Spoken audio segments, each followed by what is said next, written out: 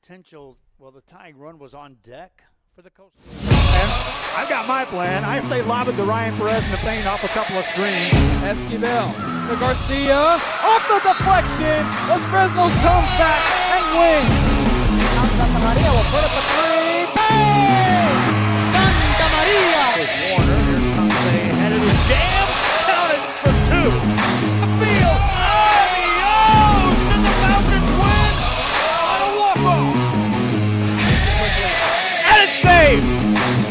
What a game. Smack to the left. That is gone. Lob for Perez. That's my play. Off the Backboard counted and a win. and a win. Ryan Perez wins the game for the Santa Rosa Warriors, and they go nuts. And why not? And a very pleasant, good afternoon, everyone, and welcome back to another broadcast here on the Rio Sports Live Network. Joe Bowling with you here coming from Robstown, Texas.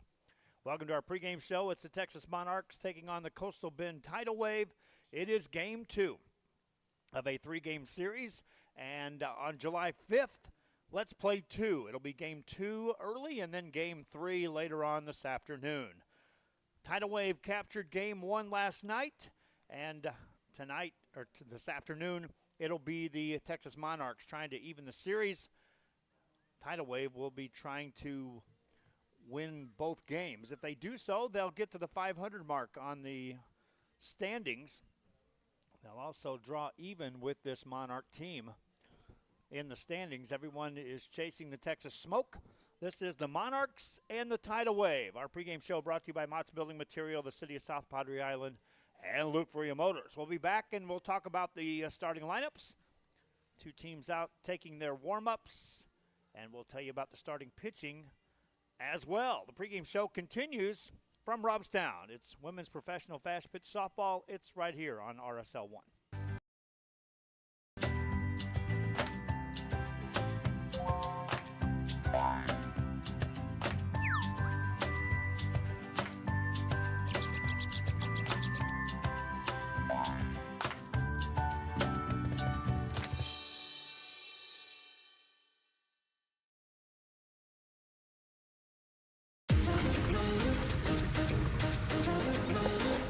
This spring, settle in and reconnect with one another. South Padre Island has so many great places to stay. Condos, resorts, and hotels. Oh my! Book your spring getaway today. And start making memories poolside with the people you care about most. Visit SoPadre.com.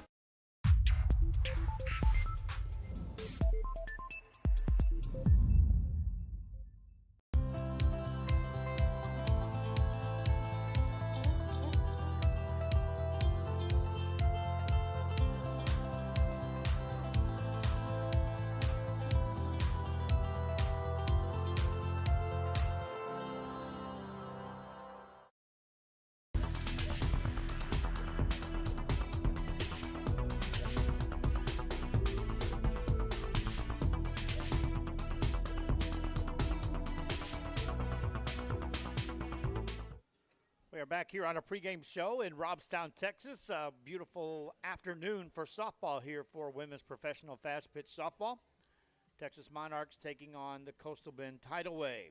Down in the bullpen, warming up, that's Haley Archer for the Tidal Wave. She'll get the start today in this game against the Monarchs. Once again, it was the Tidal Wave getting a victory yesterday. They scored runs early in the first inning, tallied 4. That provided enough to get them to the point of winning the game. It was a 7th-inning heroic base hit by Tate Whitley to drive in the game winner in the bottom of the 7th inning after Tatum Anzaldo had tripled in the 7th inning. Game tied at 4 apiece, and Whitley sent everyone home in time to watch the firework displays wherever they went to watch them last night.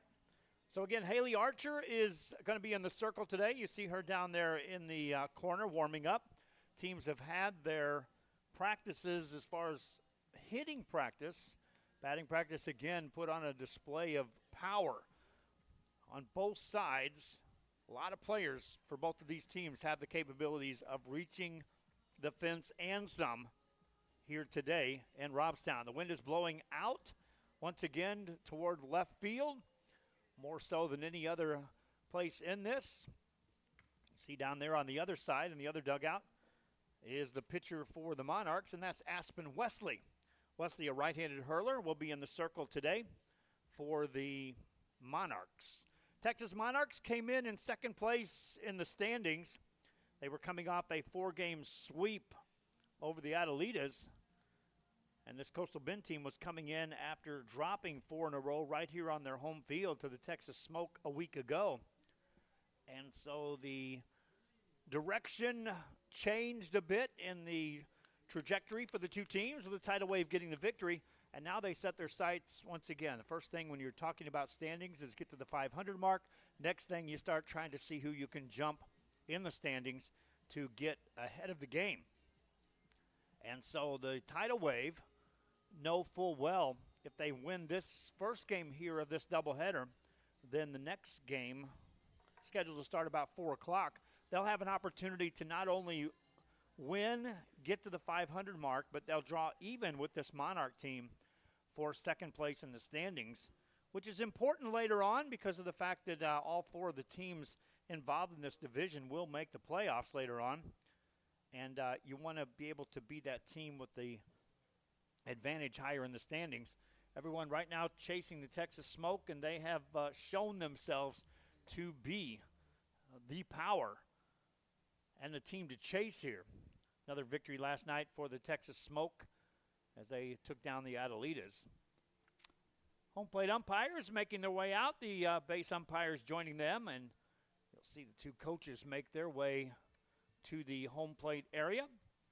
The exchange of the lineups, and then we'll hand it over to Chris Vasquez, who's the voice for the Tidal Wave here in 2024. Thanks for tuning in wherever you may be. Once again, this is a doubleheader. We'll have both games here on RSL 1. We're on multiple platforms. I'll get to that in a moment. Let's go ahead and run down now on our pregame show, brought to you by Mott's Building Materials, City of South Padre Island, and Luke Fruya Motors. We're on RSL 1. That means if you're loaded on the app and you're watching it there, which I encourage you to do so, whether it's on the televisions, Roku, Amazon Fire, Android TV, go to the Rio Sports Live app, and you can watch the games there, channel RSL 1. 16 live channels going 24 hours a day, and we're on RSL 1 for both of the games here this afternoon. If you're on a handheld device, such as a phone or a tablet, utilizing Apple or Android, well, you can also load the Rio Sports Live app there, and from there, you go to live channels, and it's RSL 1. You can watch the games there. If you go to our webpage, it's riosportslive.com. Live games, live channels, and Channel 1 is the choice here today. A couple of other platforms as we went to YouTube for one of the platforms last night. We're back on YouTube again today, so share the link, pass the word out to other fans. If that's the chosen platform they like to watch content, such as live events, well, then YouTube channel, we have you covered there. Also today, for the first time, we are live on Twitter and Twitch with live broadcasting there of these games. Let's turn it over to Chris Vasquez, the voice, public address here. We're here, able to have a good game here. We're going to have a 2-game set right here at 1 o'clock and at 4 p.m. Some of the crowd's going to come in slowly, and we're going to start it off like this, as is. And we're going to do the introduction of the starting lineups for both squads. We'd like to welcome the visiting Texas Monarchs and their coaching staff. And here is their starting lineup for today. Introducing first, leading things off, the left fielder, number 12, Briley St. Clair. Batting second, the second baseman, number 23, Kylie Sand. Batting third, the center fielder, number 4, Emily Hott. Batting fourth, the first baseman, number 22, Lily Piper. Batting fifth and playing catcher, number 1, Kelly Torres. Batting sixth and playing third, number 5, Susie Brookshire. Batting 7th, the DP, number 3, Trinity Schlotterbeck. Batting 8th, playing right field, number 8, Jada Kearney. Batting 9th, playing shortstop, number 9, Devin Flaherty. And in the circle for the Monarchs today, Aspen Wesley. I'd like to welcome the rest of the visiting Texas Monarchs.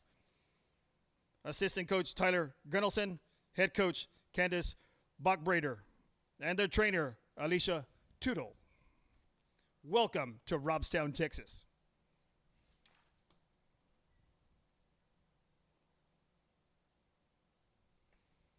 And now, here's the starting lineup for your Coastal Bend Tidal Wave.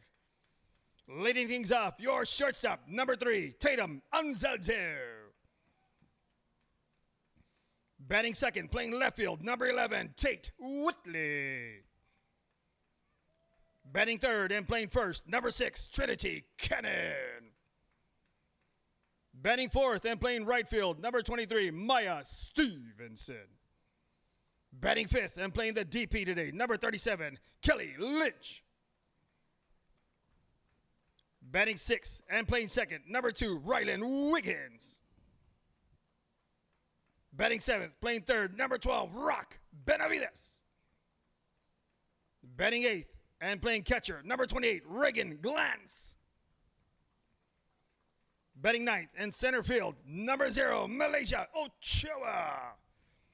And in the circle for your tidal wave, number 88, Haley Archer.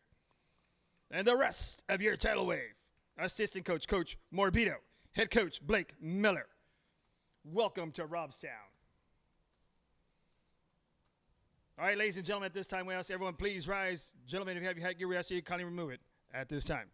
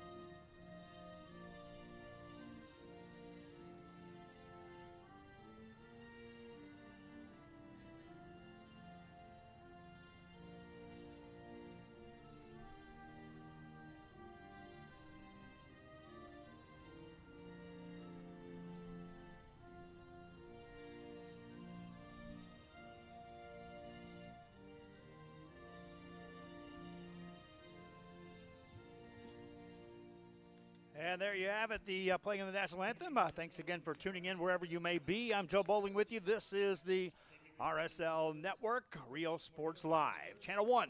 We'll be back with the first pitch of this one, starting lineups and more after this.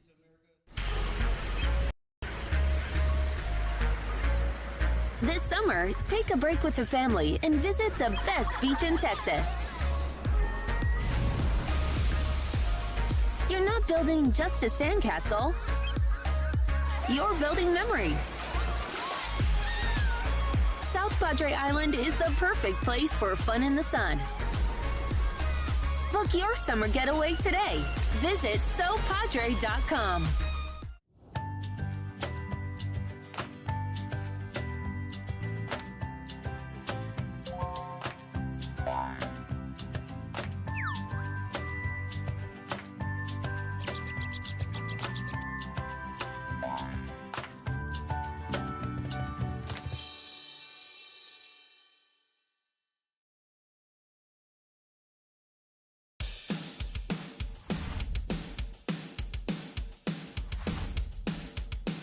We live here. We work here. We love it here. Look for your motors in Brownsville, Texas. We're here for you. Welcome back here as we are set for game one of a doubleheader today between the Texas Monarchs and the Coastal Bend Tidal Wave. Let's take a look at our starting lineups. First for the Monarchs, they'll lead things off with Briley Sinclair. Sinclair playing left field, followed by Kylie Sand at second base. Emily Hott hits third. She's playing center field. Lily Piper is the cleanup, hitting fourth. Kelly Torres hits number 5 spot. She's catching. Susie Brookshire is playing third base, hitting in the 6th spot. Trinity Schlotterbeck is the DP, hitting 7th. Jada Kearney is in right field, hitting 9th.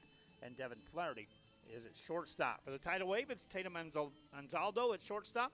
Tate Whitley, left field. Trinity Cannon at first base. Maya Stevenson in right field. Kelly Lynch, the DP. Rylan Wiggins, the second base. Rock Benavides is at third. Reagan Bands is at catching. And Malaysia Ochoa is in center field. Haley Archer for the Tidal Wave.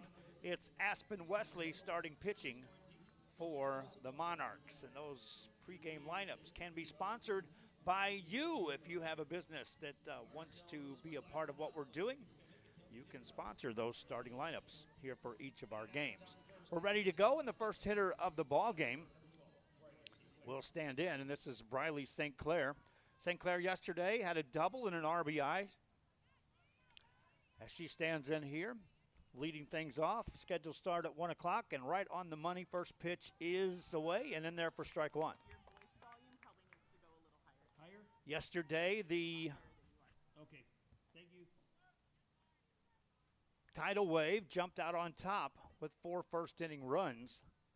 Monarchs wasted that leadoff double in the first inning, had a chance to score first. St. Clair takes one outside for a ball. Evens the count at 1 ball, 1 strike here on the leadoff hitter for the Monarchs.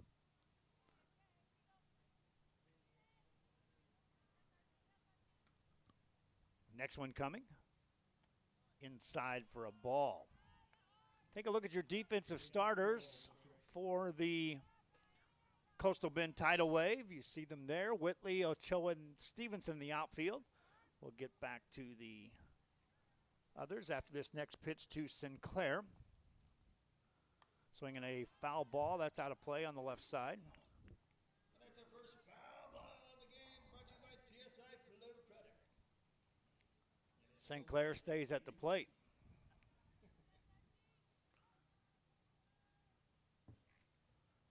Again, we'll look at those starters once again, and next pitch coming to St. Clair. Ball outside. St. Clair leading it off, followed by Sand and Hop. Anybody gets on Piper will hit this inning.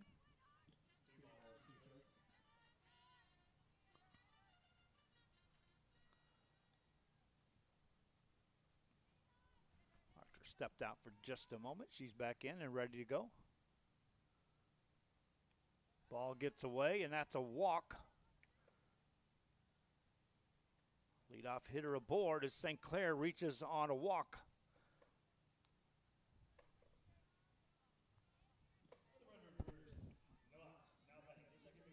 For the Monarchs,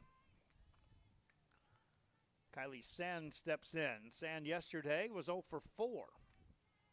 A couple of balls hit in the outfield, but looking for her first hit of the series. First pitch here, runner showed she was going to go, came back.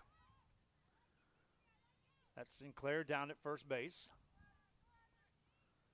Catcher back there is Reagan Glantz, and she looked over at the coaching staff. It's like, all right, I saw her break. We're ready. Next pitch coming to Sand is away and low for a ball. Just joining us here in the first inning, we are covering women's professional softball here on a July 5th, Friday. First game of a doubleheader. You're tuned in.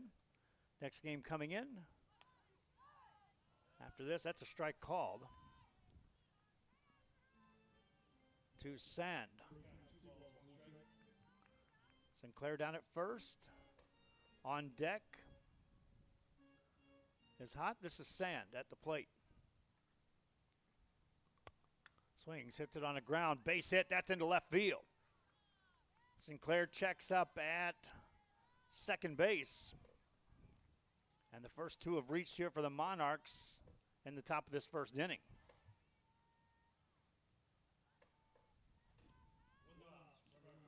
A walk and a hit.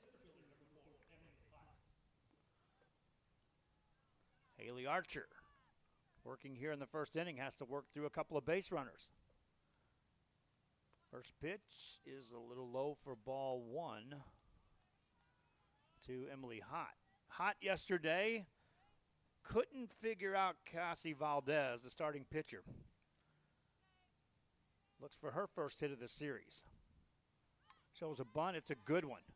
Pitcher gets to it, throws the first, and out there. Sacrifice is good, the runners move up.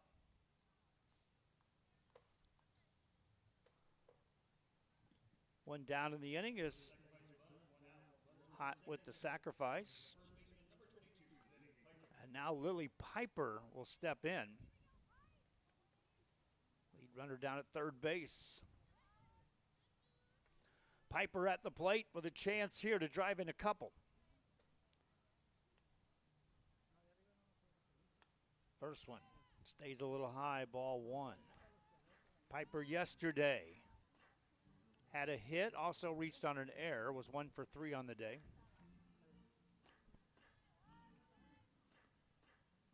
She stands in from the right side, hitting here in the first inning with 2 aboard. Grounds this one. Archer knocks it down, turns, throws the first. Run will score. That's a 1-0 game. They get the out. St. Clair comes in to score. It's a 1-0 game.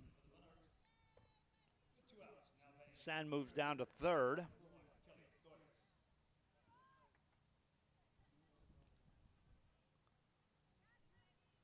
And Kelly Torres will step in.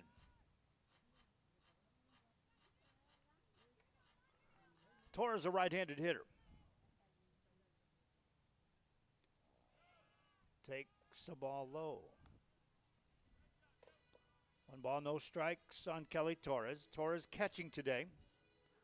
Yesterday, she had a couple of hits, including one of the home runs hit by this Monarch team. Takes this one low, ball 2. Nice job behind the plate by Gans to keep that from getting away and allowing that runner down at third base to score. That's Kylie Sand. Next one coming here. That's a strike called. 2-1 the count on Torres. Susie Brookshire's on deck.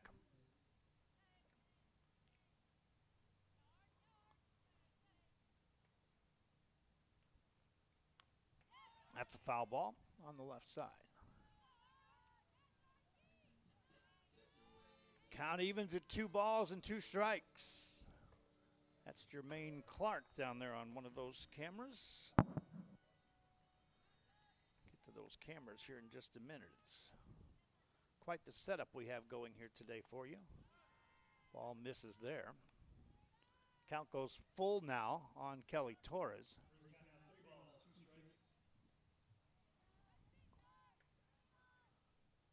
Torres trying to keep the inning going. Monarchs have scored 1, 3-2. Swing and a foul ball. We'll do it again. Center field camera, you see that there. Wide shot, ready to go take the action. That's Gemma Ruiz on that camera. Outfield cam there. Bert Ruiz on that camera. Jermaine on his camera. And a pitcher camera. 6 of them for you. There's a shot into left field. That's a base hit. That's going to drive in a run. RBI single. 2-out variety. Kelly Torres gets the job done. And the Monarchs jump out to a 2-0 lead.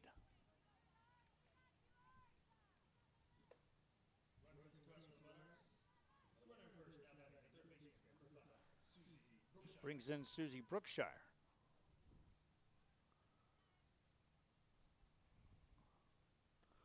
Swing and a miss by Brookshire. Strike 1. Down at first is Kelly Torres. She's got that single, which is the second hit of the inning by the Monarchs. It all started with a walk to Briley St. Clair. pitch misses, evens the count at 1-1. Brookshire, the 6th hitter to hit in the inning. On deck, that's Schlotterbeck. Ball, that's a strike called there. Count goes to 1 ball, 2 strikes.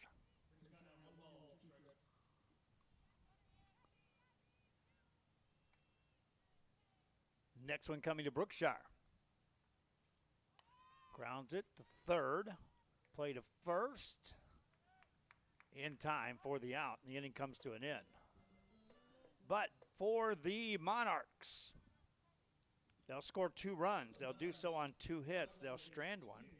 And we head to the bottom of the first inning. In this one, Monarchs on top by the score of 2-0.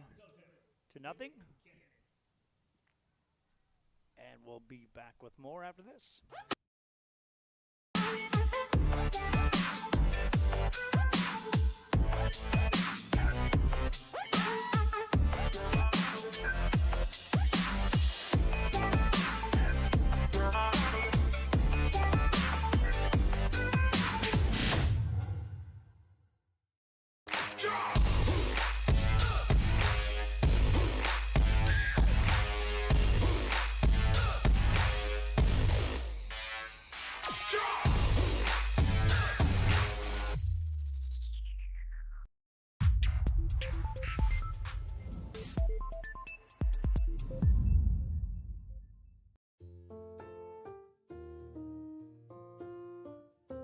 Mott's Building Materials knows that some paint jobs are more important than others.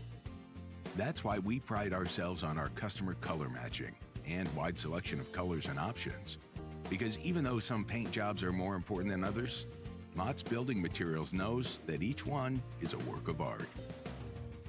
Mott's Building Materials.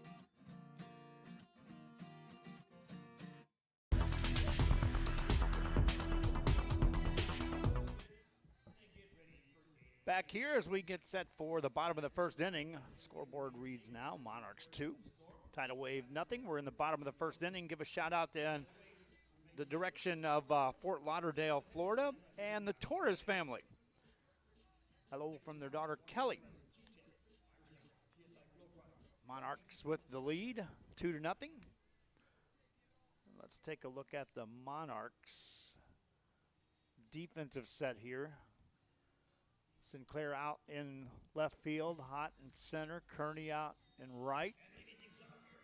Piper, Sand, Flaherty, Brookshire on the infield. Aspen, Wesley pitching, Kelly Torres in the circle. And stepping in is Tatum Anzaldo, leading things off for the Tidal Wave. First one coming to Tatum. Takes it high for a ball, ball 1. Anzaldo yesterday flied out to left field, and then she reached the next 3 at-bats, reaching on an error in the second inning. In the 5th, she singled. It was the 7th when she got that triple with 1 out. She takes one there just outside and ended up scoring the game-winning run in the bottom of the 7th inning. Anzaldo is key factor to this club. When she gets on, things happen quick. Pops this one up. Second baseman ranges over, and she'll put that away. That's Kylie Sand. And 1 down.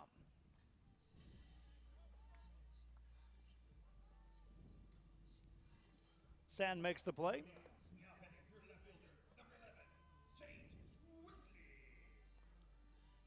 Brings in Tate Whitley.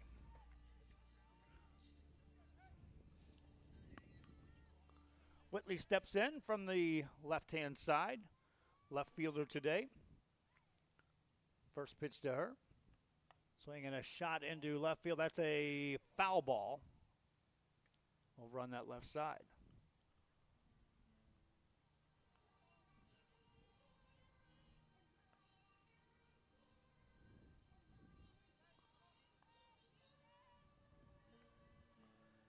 Catcher today is Kelly Torres. Again, send a shout out in her direction of her family.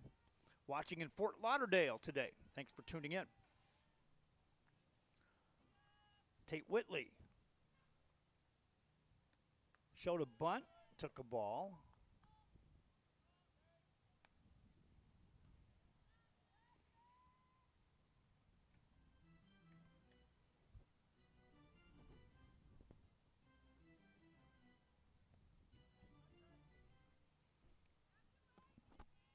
Next pitch coming into Whitley. Takes a strike there. Whitley yesterday had a big game. She was our Rio Sports Live player of the game. Hit a home run in the first inning, solo shot. Had a single in the fifth, and then the RBI single in the seventh inning drove in the game-winning run. 3 for 4 on the day. Hits here with nobody on and 1 out in the first. Takes one just away.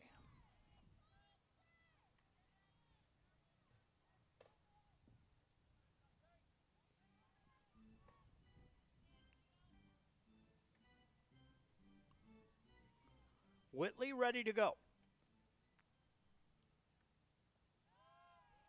Held off on that one. Count goes full at 3-2. Tidal Wave trying to get a base runner. Dugout over there, up on the edge.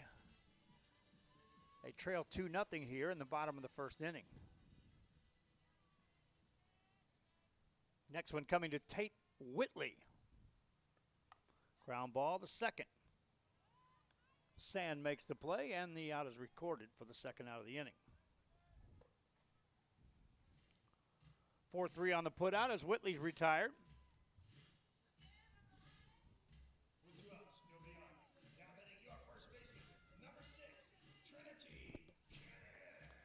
Aspen Whitley out there in the circle today, and again, the talk was during the pregame yesterday, I'll get to that on the first pitch, it's high for a ball, was that you look at the line scores on the Monarchs in the first couple of series. A lot of zeros in there, a lot of them. And so you think pitching can get tough in a hurry. Cannon stands in. Trinity took ball 1, now takes a off-speed pitch. It drops right in there for a strike. 1-1. Trinity Cannon yesterday was 1 for 3 with a single. She also scored a run in the game. Batting here, takes it high for ball 2.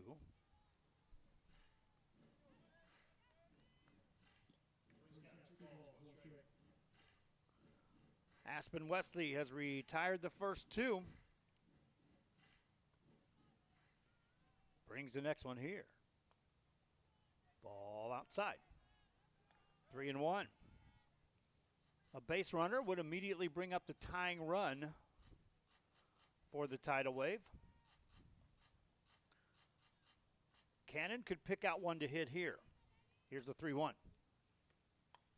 Hard hit, rifled foul down the left field side. Rattles around in the corner down there.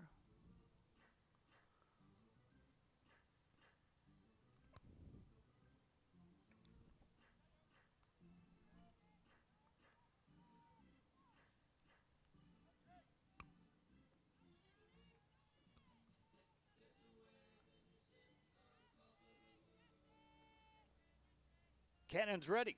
So is Wesley.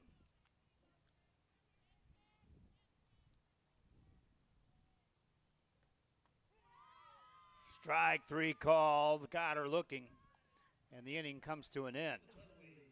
Wesley records her first strikeout of the game and retires the Tidal Wave in order in the bottom of the first. No runs, no hits, no errors, no walks, nobody left. We've played 1. Let's head to the second. Top side, inning number 2. It's the 6 or 7, 8, and 9 hitters hitting for the Monarchs, and they lead this game by the score of 2-0.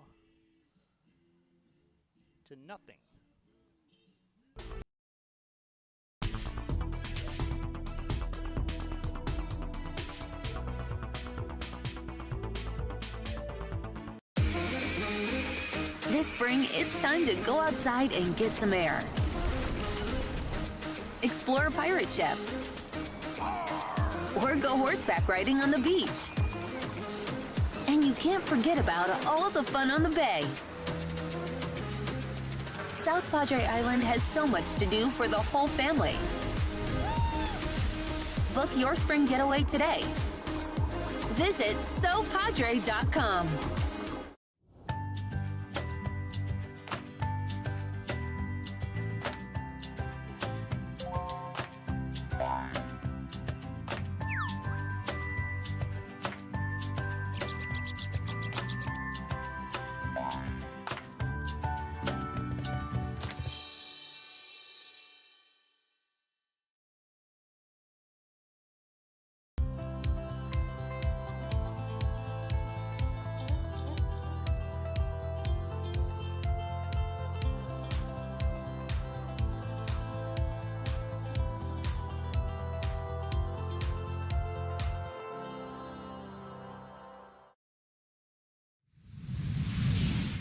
Happy Homes, one of our sponsors here on the RSL Network.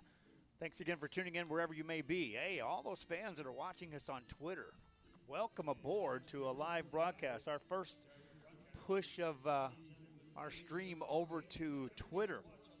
Thanks for tuning in wherever you may be. Share the link, pass the word, let other fans know where you're watching the game. And one of the things we promised to all of the marketing partners with us is that we expanded out to try to reach fans where they're comfortable watching the games. Roku television, Amazon Fire Stick, Android television, Apple devices, Android devices, web page, Twitter, Twitch, YouTube. That's 9 platforms that we're live today for this broadcast, reaching the fans wherever they like to watch the games. We head to the second inning, and for the Monarchs, they lead it by the score of 2-0. Trinity Schlotterbeck will lead it off.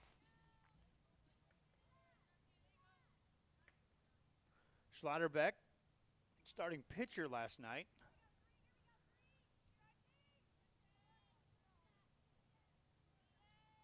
The DP today, she stands in here to start the second inning.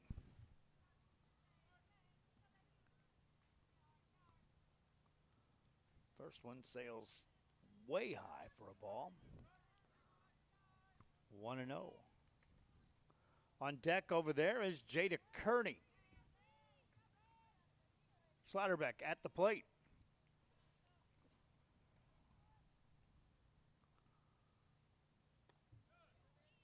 Ball outside. 2 balls, no strikes. Archer back out there for her second inning of work in the circle for the Tidal Wave.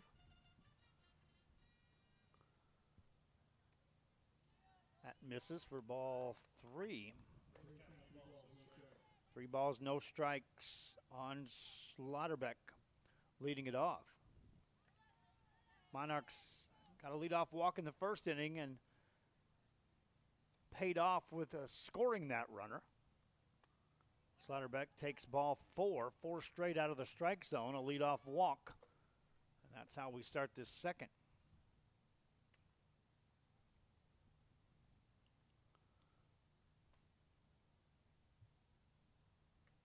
Schlotterbeck aboard. Jada Kearney will hit next, but first, conversation with the third base coach.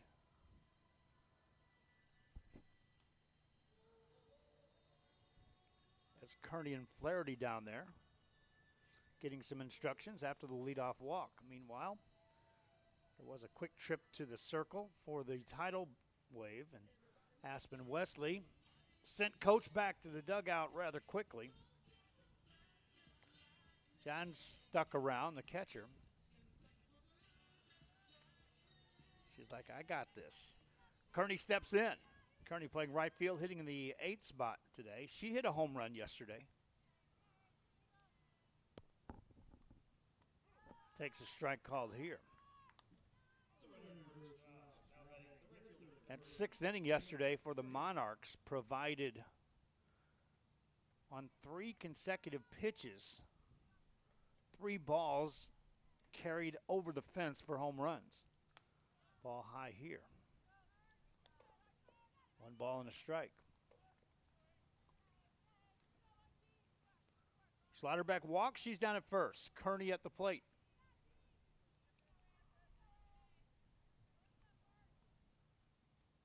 Swing and a miss.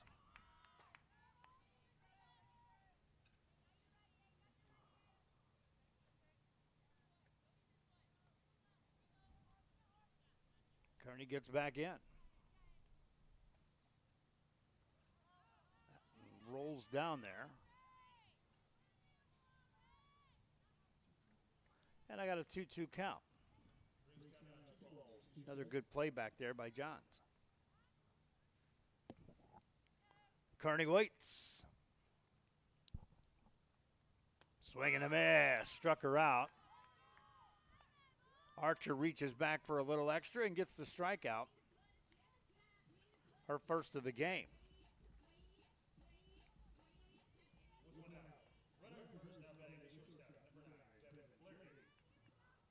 Brings up Devin Flaherty. Flaherty hitting from the left side. Yesterday, she had a couple of times she reached base. Check swing there. She go around. They'll appeal. And yes, strike called. 0-1 to Flaherty. On deck is Briley Sinclair for the Monarchs. So Flaherty could open up what could be a big inning. Grounds this one to first. Throw to second out there. No return throw.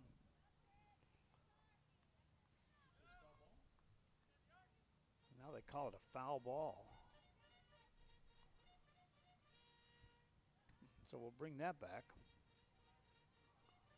I don't know how that went foul. It got down there in a blink of an eye to first base.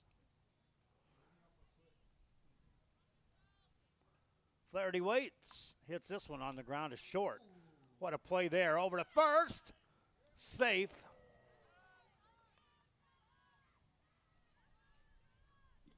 Ansel Doe again has been sparkling in the field. They'll get the force, getting the lead runner. Flaherty will reach with 2 outs, and Briley Sinclair will step up for a second time to bat in as many innings. Sinclair walked and scored in the first, showed a bunt here, takes a ball low.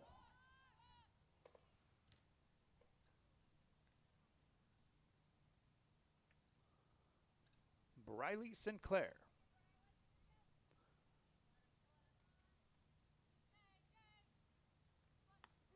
Takes a strike there. Down at first base is Flaherty. Sinclair at the plate.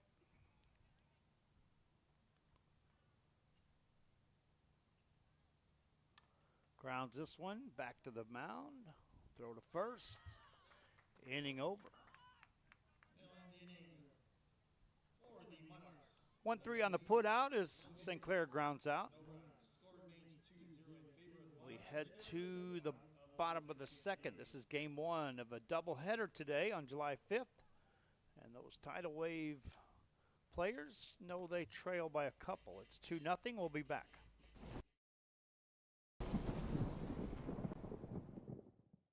You hear all the time, whenever you hear of San Perlita, it's a basketball team. I'm the boys basketball coach for varsity. I played basketball with a couple of these guys, brothers. Anytime, I had my coaches around, it was like having a mentor in life. That's when I quickly realized, these guys don't just do it for the basketball. It's beyond basketball. It's creating a man out of these young boys at a young age. It goes from meeting your coaches and then them being your mentors, not just in basketball, but in life.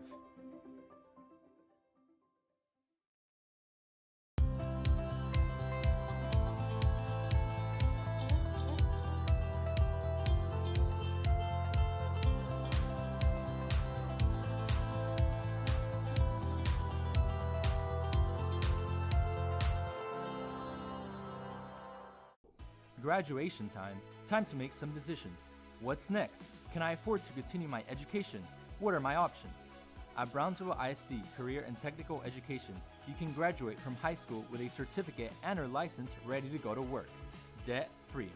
We have a wide range of programs for every student ranging from audiovisual, law enforcement, STEM robotics, electrical, welding, pharmacy, patient care tech, and many more to choose from.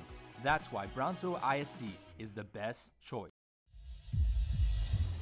Back here on the RSL Network, and we head to the bottom of the second inning thus far in the game. You see your line score. We'll get to that in a moment.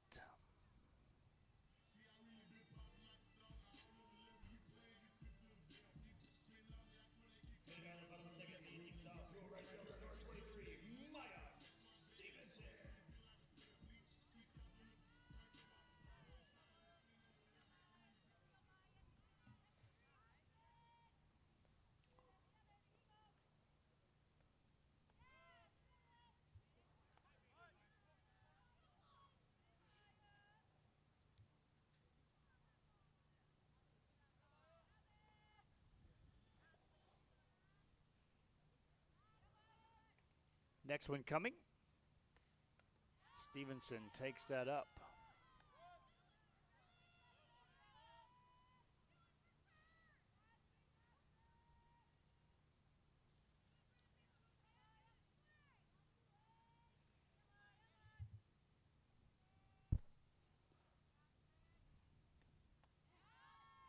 That's a strike call to Stevenson.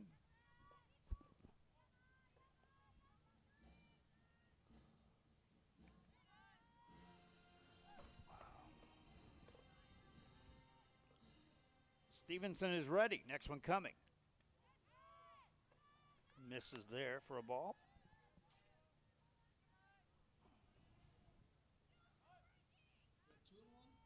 Two balls and a strike. Stevenson waits for the next one. High pop up on the infield. Third baseman comes in, and that's Susie Brookshire, and she'll put that away for the out.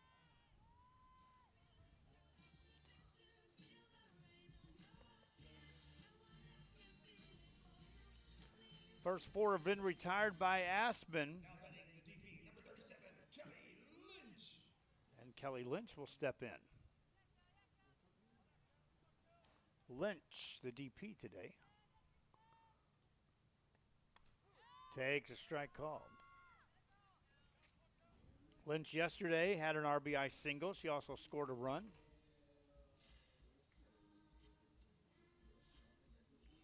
She bats here in the second inning. Pitch is way high for a ball. 1 ball, 1 strike.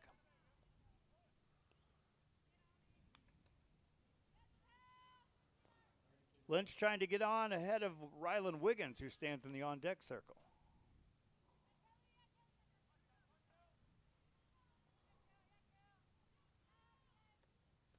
Ball just inside.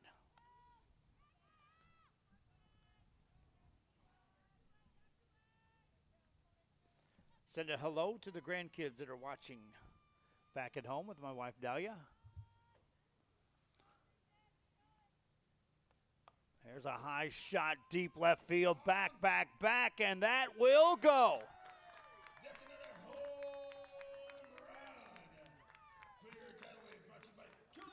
Home run by Kelly Lynch, and she'll touch them all.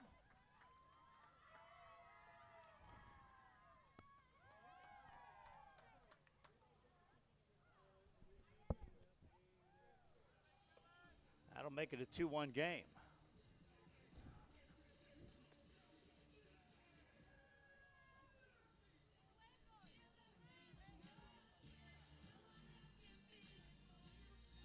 That home run makes it a 2-1 game. Again, MJ, Marcellus, Dacia, John Herrera, all visiting from Little Rock, Texas, in to watch the game, and they just got to see that home run. And that brings in Rylan Wiggins.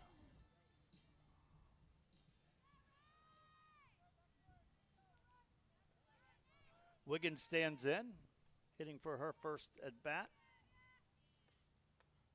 Takes a pitch a little high for a ball.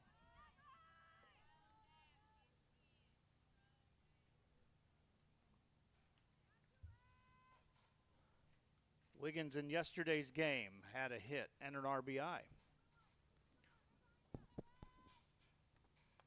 Takes it away. Ball 2.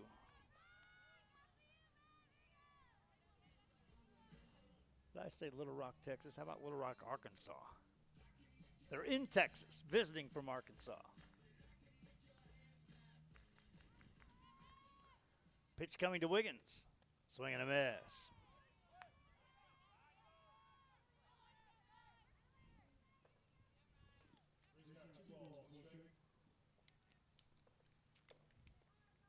Two balls and a strike on Wiggins.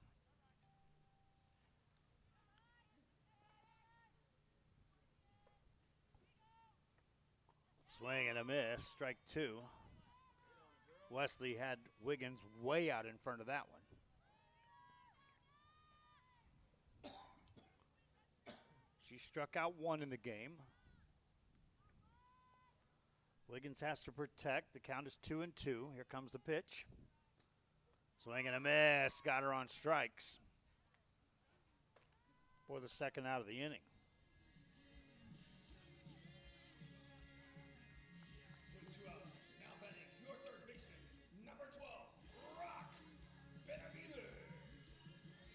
That'll bring up Brock Benavides. Benavides, the third baseman today for this Tidal Wave team. It's in the 7th spot in the lineup, and she's ready. First one off speed, in there, strike 1.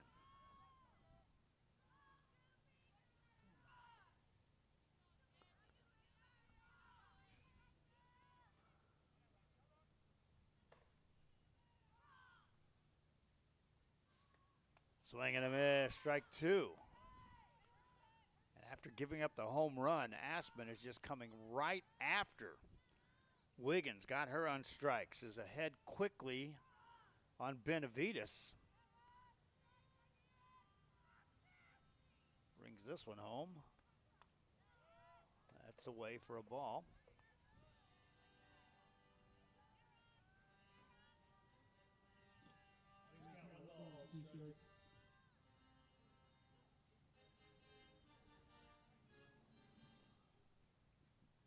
Next one coming. Swing and a miss. And the inning comes to an end. Another strikeout recorded by Wesley. Strikes out 2 in the inning after giving up the home run. And for the Tidal Wave, they'll score 1 run. They'll do so on the 1 hit, the solo home run by Kelly Lynch. This game heads to the 3rd. And our score is 2-1. The visitors will hit right after this.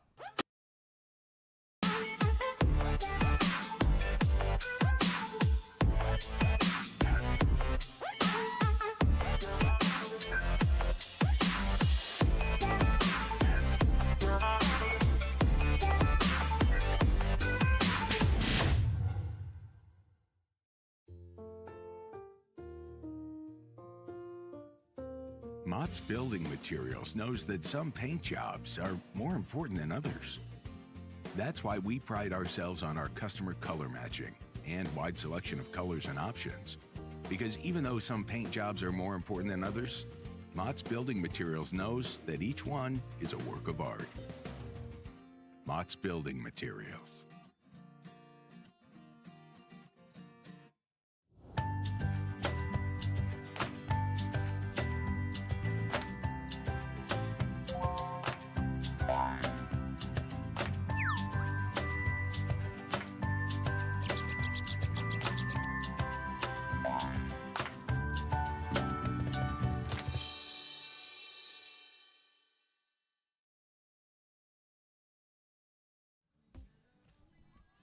Welcome back here. Our coverage from Robstown, Texas, here on a Friday, July 5th. First game of a doubleheader between the Coastal Bend Tidal Wave and the Texas Monarchs. Monarchs coming in from the San Marcos area. And as this game enters the third inning. It's the Monarchs on top, 2-1. They scored 2 times in the first inning. It'll be the 2, 3, and 4 hitters. Kylie Sand, Emily Hott, and Lily Piper. Anybody gets on then, we'll see Kelly Torres hit here in this third inning of play.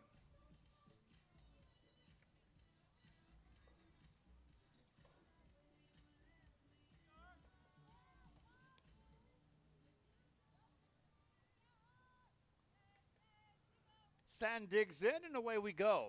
Singled in the first inning, came around to score a run.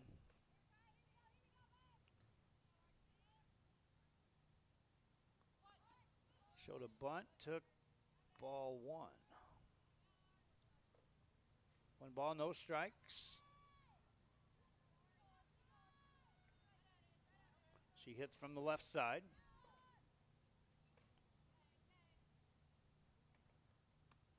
That's a strike called.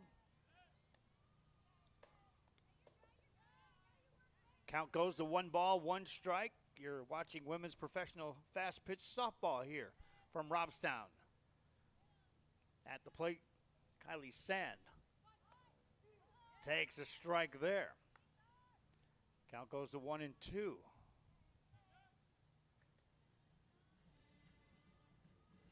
Sand leading it off for the Monarchs. Next one coming. Swinging a little liner. That's a base hit into left field. She'll make a turn. Has the second throw down there. She is out at second base. She challenged the left fielder, Tate Whitley. Let's take a look at that on the Mott's Building replay. You'll see the single. And then challenging that arm, and a great tag applied as well by Rylan Wiggins. Mott's Building Material bringing us the instant replay here for RSL. First pitch misses there for ball 1. Sand with a single, but cut down, trying to stretch that into a double. Nobody on, 1 out. Emily Hott at the plate.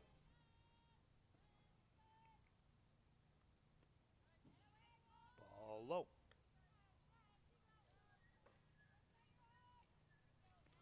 One ball, 1 strike.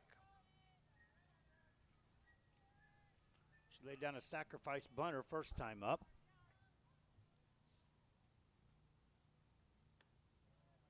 That misses away.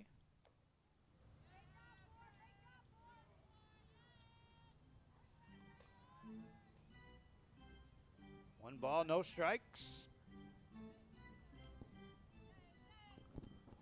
Next one coming in. She'll take the base.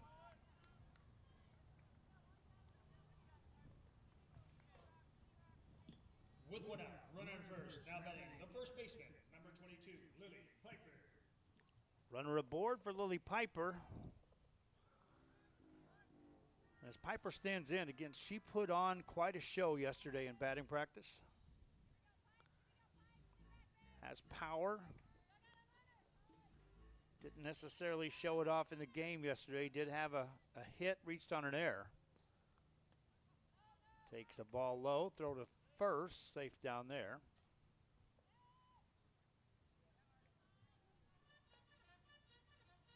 Ball 1. Jammer Ruiz on that action shot.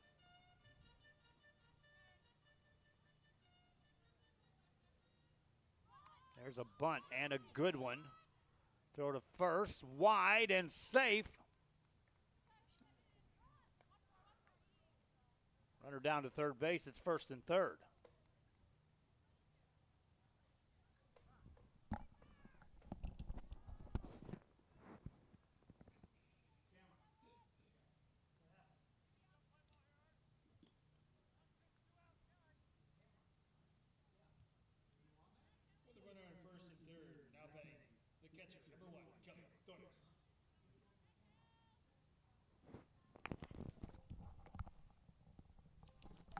First and third.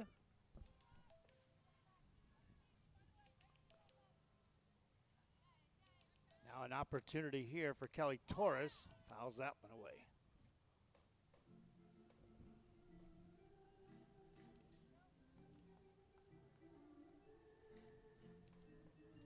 Torres single drove in a run in the first at bat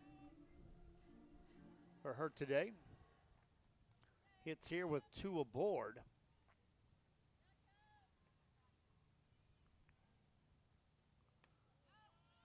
Pitch away for a ball. Now they got a runner hung up over there. They'll throw to third. Apply that tag. Got the runner down to third base. It's 2 outs.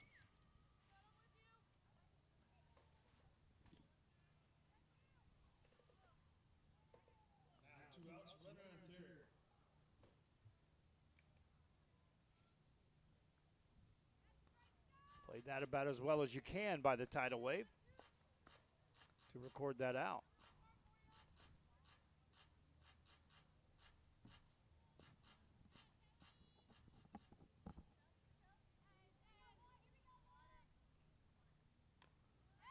That's off her foot. That's a foul ball.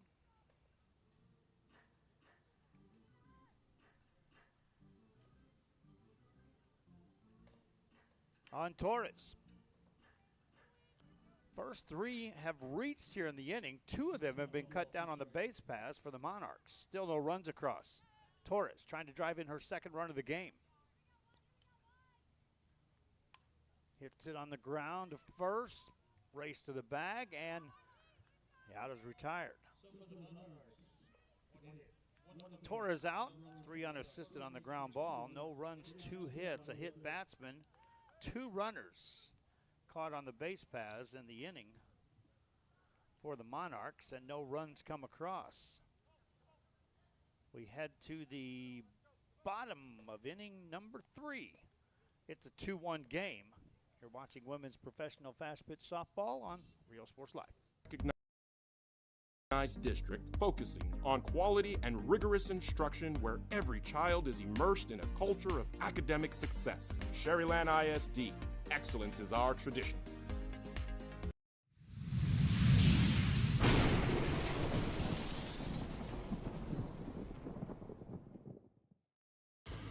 Truck Techs in Harlingen is your source for lifts, wheels, and tires. Talking trucks of any size, any model, and any year. Specializing in accessories with top-of-the-line products to bring that special look to your truck in a professional way. Lifts, wheels, and tires, with financing available too. Call today or stop by Truck Techs in Harlingen.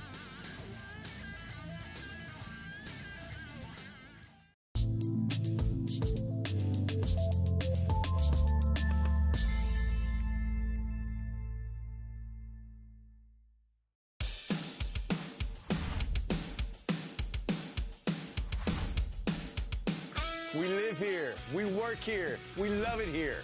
Look for your motors in Brownsville, Texas. We're here for you.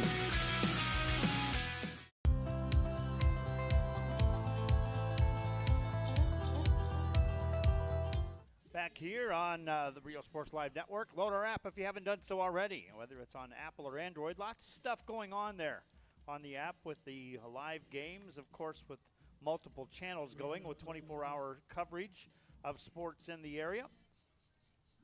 Expanded coverage here in women's professional fast pitch. Later in the month of July, we'll be up in Dallas for the first tryouts of the International Football Alliance. We'll be up there for the first tryout of that league. We're excited to be a part of broadcasting their games when the IFA kicks off. Also later, we'll have coverage this month of the International Pony World Series for softball. That'll be some exciting times for our 3rd year in a row. Glon steps in, first pitch, high fly ball, short center field. Left fielder comes in to make the play as Briley St. Clair will put that one away.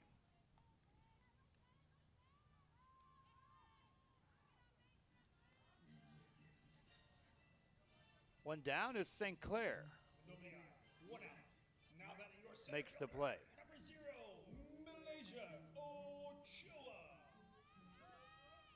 That brings in Malaysia Ochoa. Ochoa takes a ball just outside.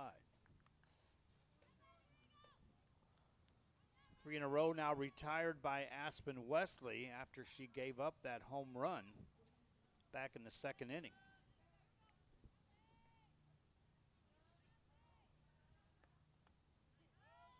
That's a strike called. Evens a count of 1-1.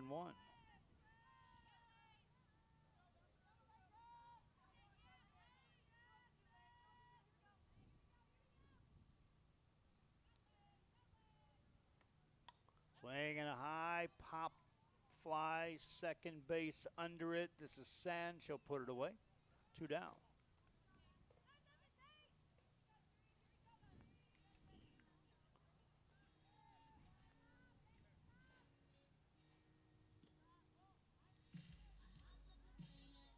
With 2 down, nobody on. Now batting your shortstop, number 3, Tatum Anzaldo.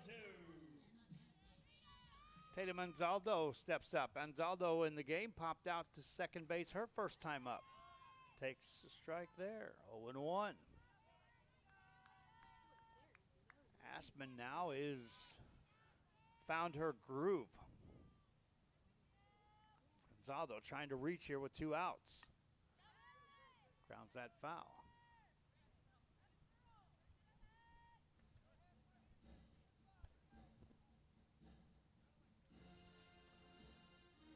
One run, 1 hit by the Tidal Wave. 2 runs, 4 hits for the Monarchs. Here in the bottom of the 3rd inning. Anzaldo waits. Next one coming. It's away.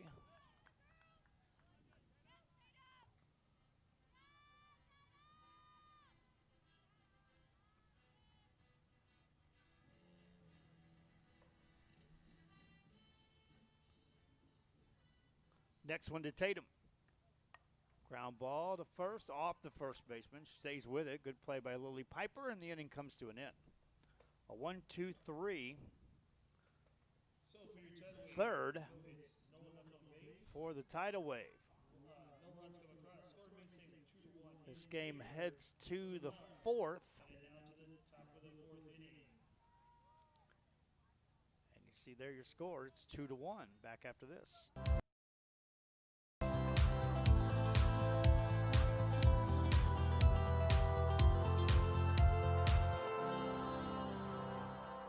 In Los Fresnos CISD, we are more than neighbors. We are school family and community, bonded by our commitment to quality education for all students. Connect with us today. Los Fresnos CISD. What we do here shapes the world.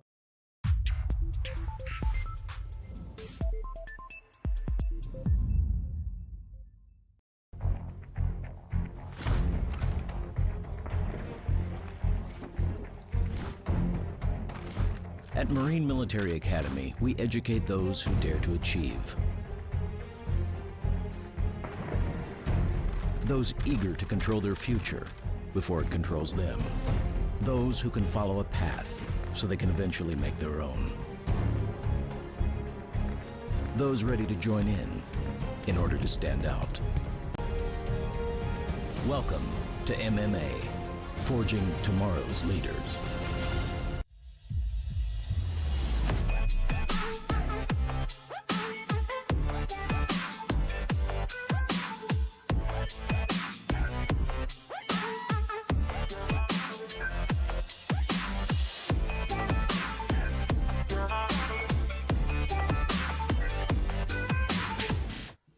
Here as we are in Robstown, Texas, my friends. Game 1 of a doubleheader today here on July 5th. Hey, if you're watching in the Coastal Bend area, why don't you come out and join us here for Game 2. A lot of fans brought their umbrellas, and I would encourage you to bring one if you come out for these afternoon games. But again, a beautiful facility. They've done an amazing transformation of this facility to take it from baseball to softball here in Robstown, Texas, and the talent that's displayed out here by these two professional women's teams is at a high level. You're talking about players that had tremendous success at the college level. And they have provided some terrific play, both in the field and at the plate.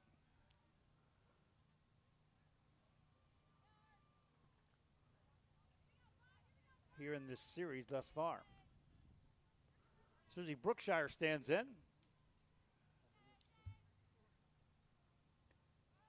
Takes a ball. Brookshire batting.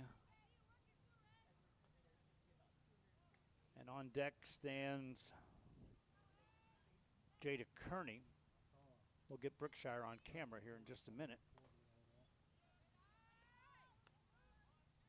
Another one that misses for ball 2.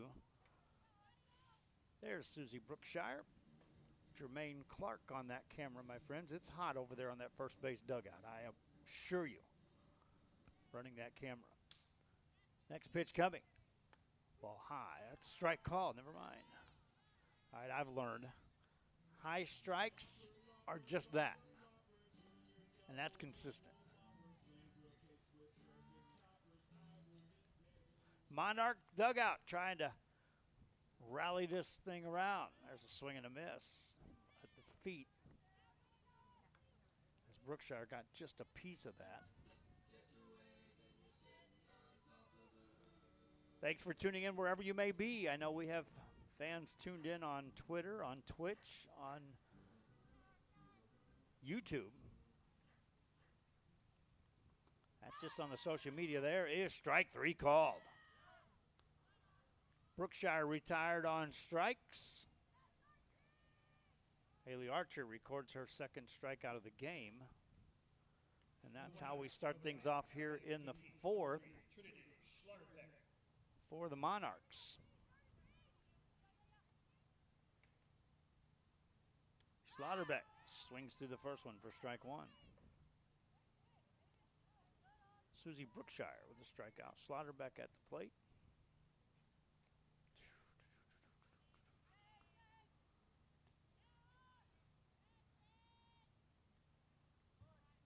Gets away for a ball.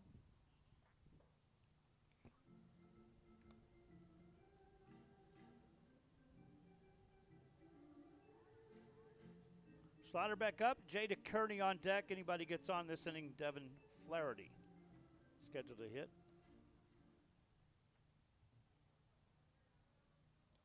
That's another ball.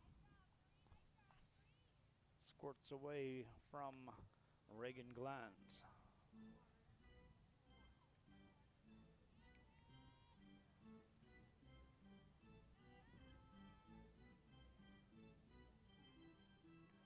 Slaughterbeck back in. Little low.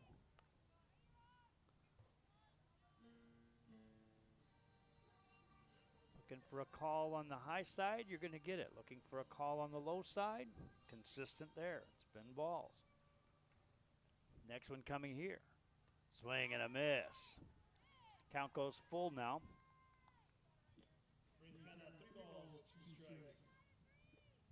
On Slaughterbeck. One down here in the 4th, nobody on.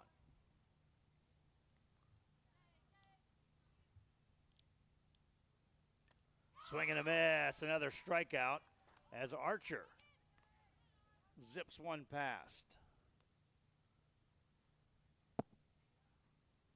2 down in the inning.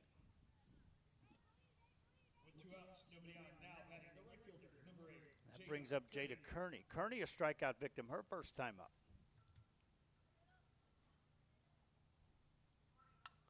Hits this one in the air, short right field. That's going to drop for a base hit. Stevenson gets there to make the play. And a 2-out single for Jada Kearney. With 2 outs, run on first, now batting the shortstop, number 9, Devin Flaherty. Flaherty steps up.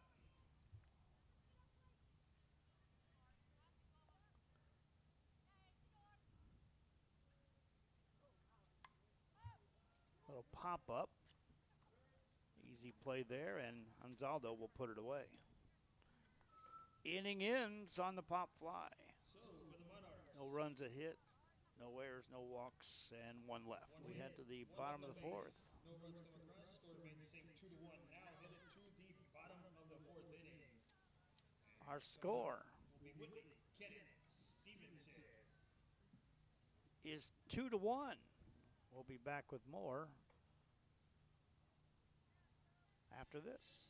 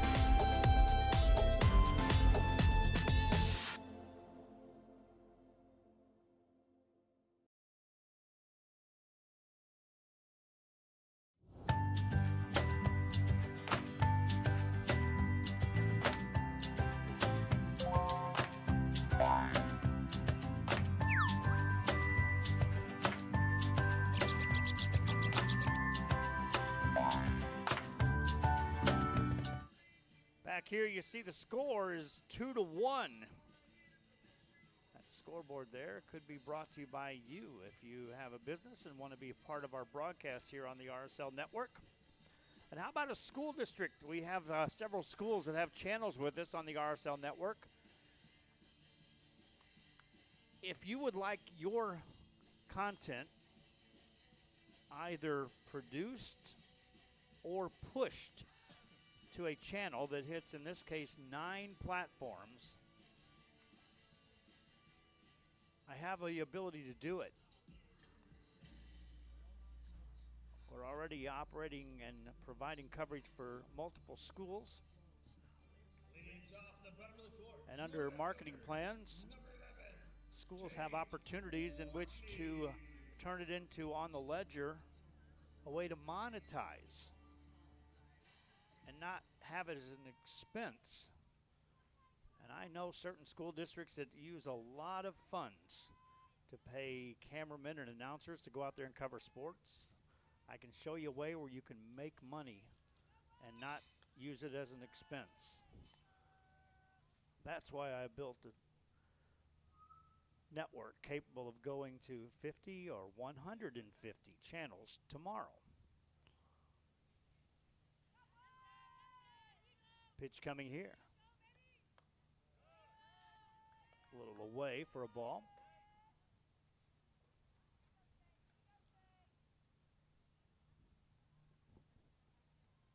Whitley leading it off here in the fourth. Bunts it, and a good one. Throw to first, not made. Whitley will now head down to second base. And is safe there, sliding in.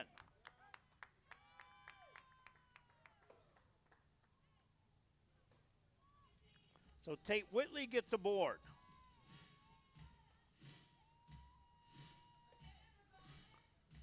And the Tidal Wave had the tying run down there at second base. Even if they would have fielded that ball cleanly, there's no way they would have got her down at first base. So give Whitley the single, then the error on the throw. And here's Trinity Cannon. Cannon 0 for 1 today with a strikeout. Swings through that one, strike one. That ended a string of 5 in a row retired by the pitcher, Aspen Wesley. She works here with a runner at second and nobody out to Trinity Cannon. Foul ball as Cannon quickly falls in an 0-2 hole. That's another G-Tech foul ball. Again, Cannon yesterday had a hit. 1 for 3 on the day. A hit here would most likely tie the game. Here's the 0-2. Away for a ball. 1 ball, 2 strikes. Runner down at second base is Whitley. At the plate is Cannon.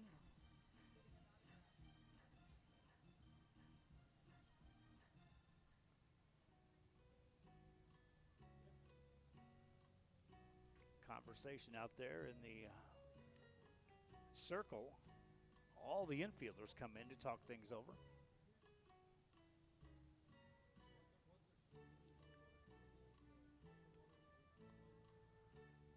For the Monarchs, and they'll talk long enough to draw the home plate umpire out there. As he gets to the circle, they stay in there. Usually they break away. Now you'll see coming into your picture, third baseman just came in to join the mix.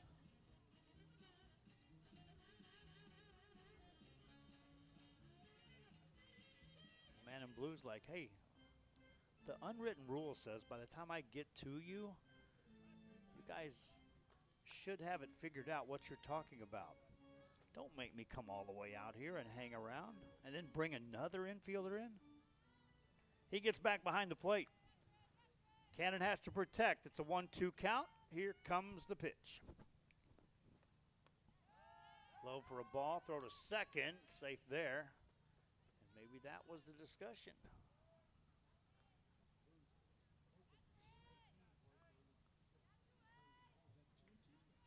Count now goes to 2-2.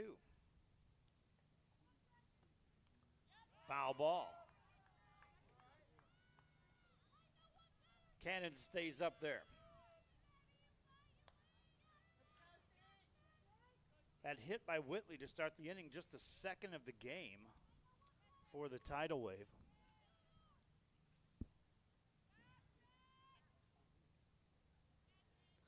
Cannon waits, here comes. High for a ball. Count goes full at 3-2.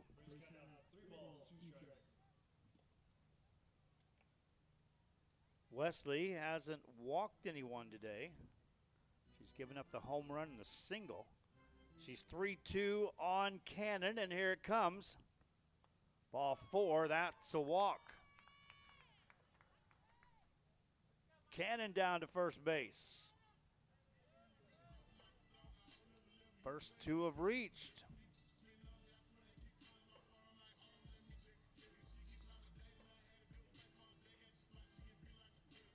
And that'll bring up Maya Stevenson. Before that, we'll have a trip to the circle. Earlier, it was the infield talking it over. This time, it's coach coming out saying, all right, we have a lead. And, yep, we have a jam. 2 aboard. Here's how we're going to play this.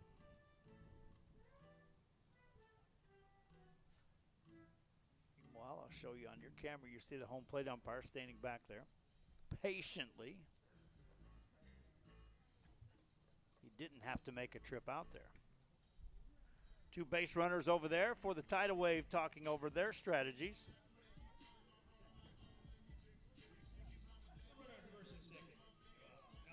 Whitley down at second, Cannon down at first.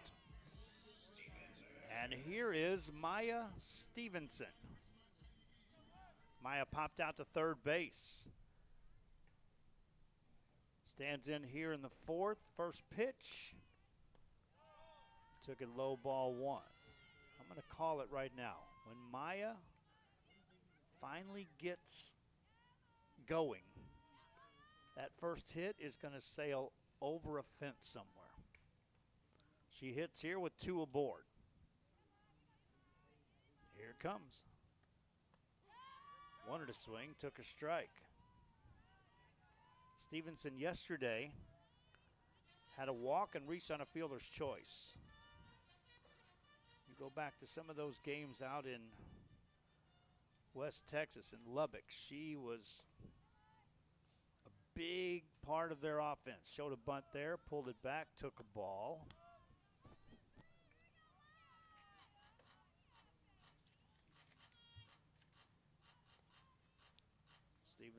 driving in runs, hitting home runs out in Lubbock.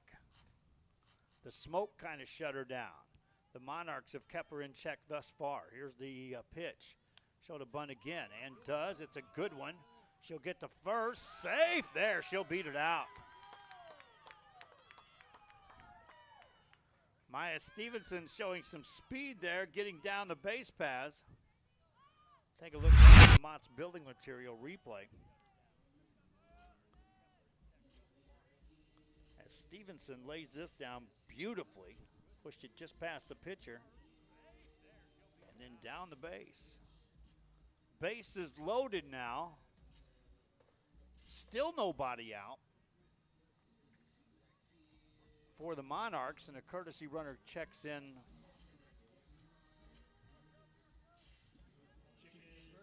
That'll be Grace Jelliman.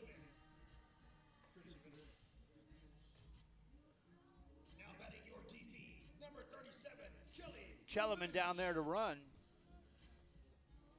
And a big chance for Kelly Lynch. What's she done today? How about 1 for 1? And that one was a home run.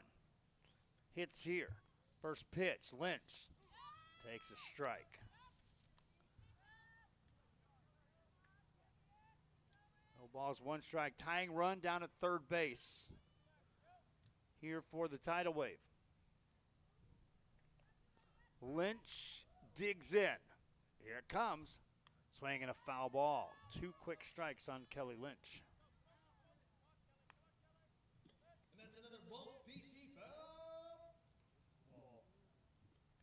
And you go back to Wesley, when she gave up that home run, she promptly struck out the next couple. So she has the ability to bear down. 0-2 on Lynch, spins it home. Just missed inside, and that had a lot of break on it. 1 ball, 2 strikes. Runner down there at third is the tying run. That's Tate Whitley. She got it started with a single. Lynch at the plate takes a ball. 2 balls, 2 strikes.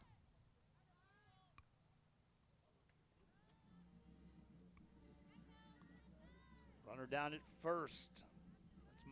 That's the runner for Maya Stevenson, which is Shelleman. Here's the pitch to Kelly Lynch, swinging a shot, base hit into left field. That'll drive in 1. They'll hold up the other one. And it's a 2-2 game. Lynch with her second RBI of the afternoon. And we're all tied up. Take a look at that on the South Padre Island replay on your split screen. Just a clean single. And the Tidal Wave electing to go with what normally is a very aggressive approach on the base paths. They held that runner up with nobody out and the bases loaded as Rylan Wiggins stands in. Wiggins is ready. Swinging a shot. That's a base hit. Down the line, they'll call a foul. Whoa. Looked like it hit the line. It didn't.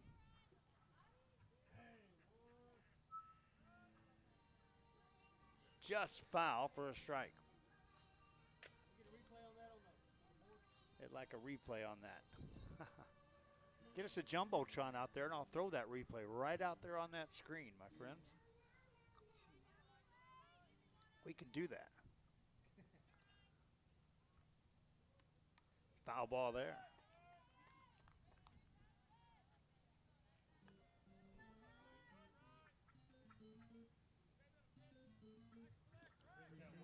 The first 4 have reached here for the Tidal Wave.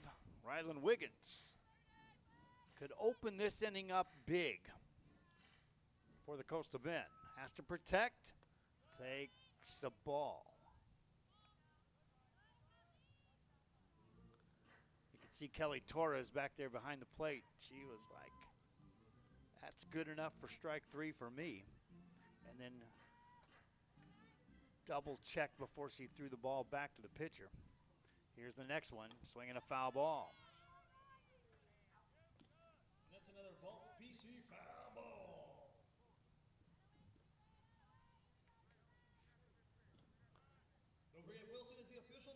Bases loaded for the tidal wave.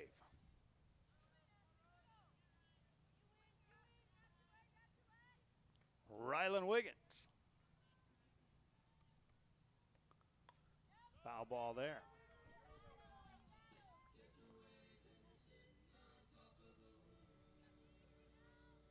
Wiggins stays at the plate. Again, base runners all over the place here.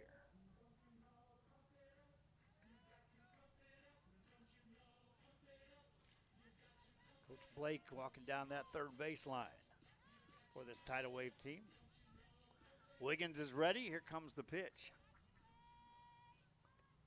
Swinging a ground ball to short. They'll go to home, out there, over to third, and out there. Nifty double play turn there by the Monarchs.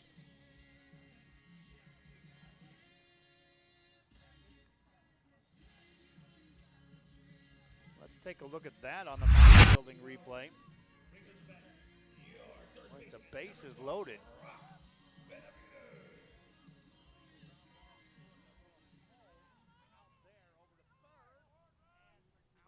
And the double play. Thank you, Mott's Building Material, for the replay. Strike called here.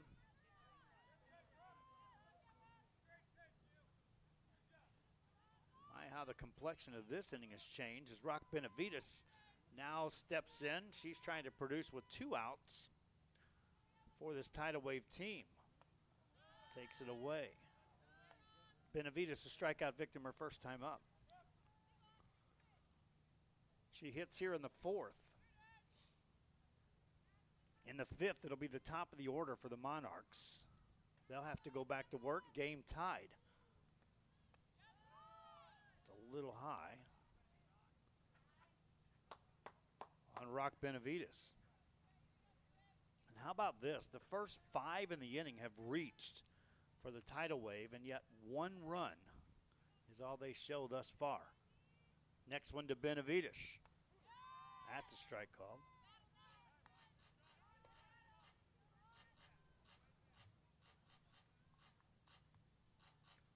Benavides needs to produce here with 2 outs for the tidal wave as they look to take the lead for the first time in the game. Benavides fouls it away. Got an even count of 2 balls and 2 strikes.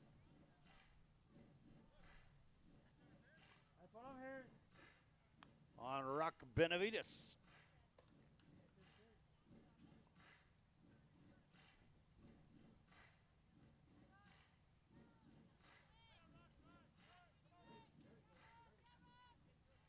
She's ready.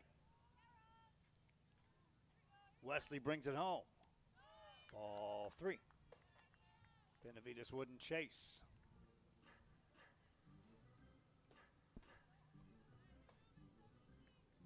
That's the lead run down at second base. Shellerman for the tidal wave.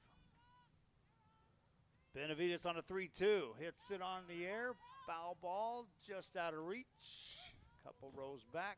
That's another Walker Enterprises foul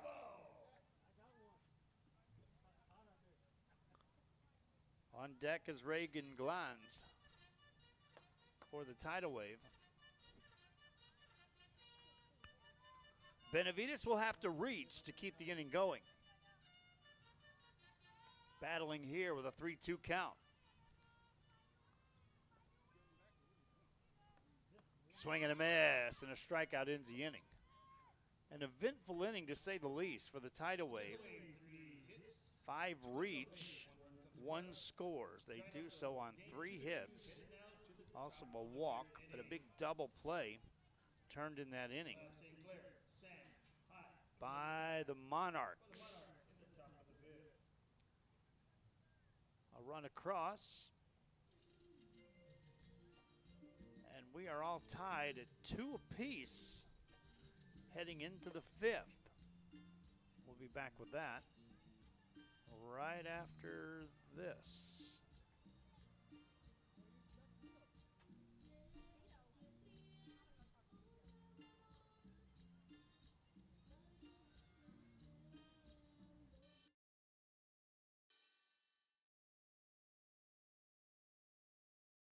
Sunny Glen Children's Home has provided a place of hope for every child since 1936.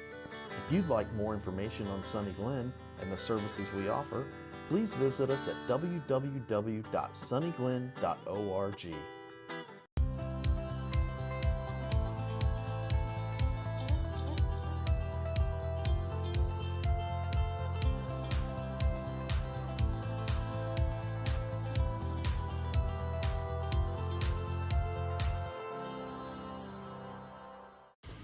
Truck Techs in Harlingen is your source for lifts, wheels, and tires.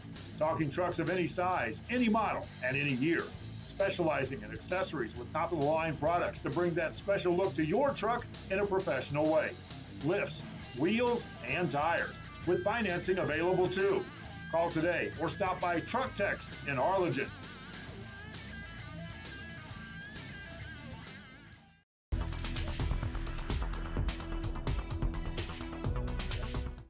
Back here on the RSL network, you see the line score. 2 runs scored by the Monarchs.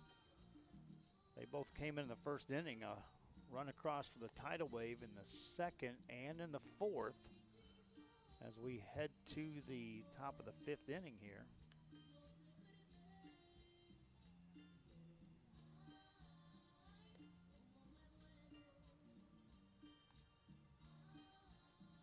And for the Monarchs, they'll have the top of the order up. Briley St. Clair, Kylie Sand, Emily Ott. Anybody gets on, Lily Piper will hit.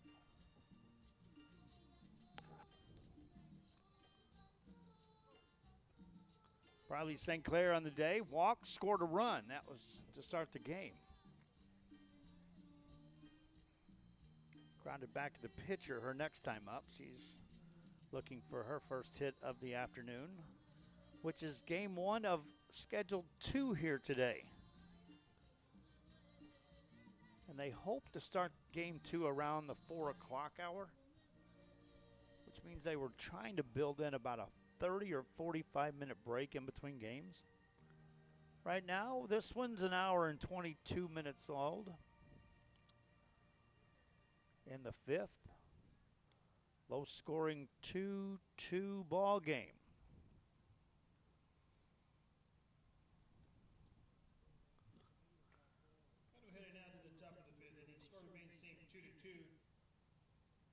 Home plate umpire had walked over to get some refreshment. Cooled down just a bit in between innings. He's back and ready to go. Sinclair steps in.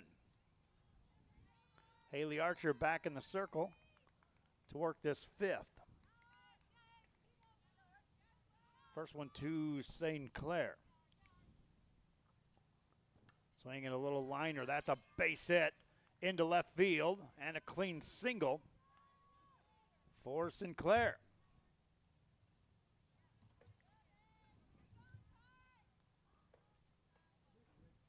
One pitch and a base runner for the Monarchs.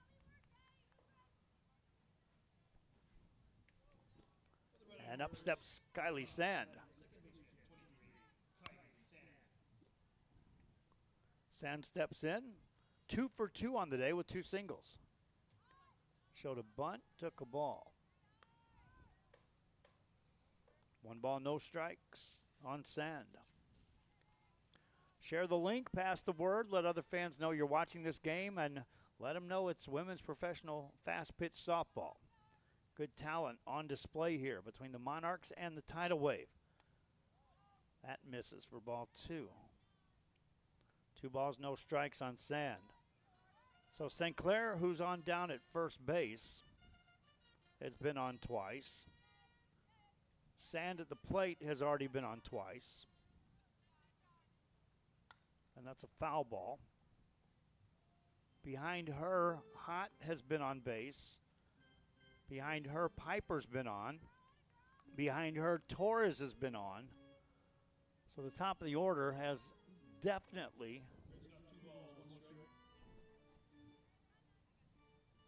been able to reach base against Haley Archer thus far in this game. Next one coming to Sand, the 2-1. Takes ball 3.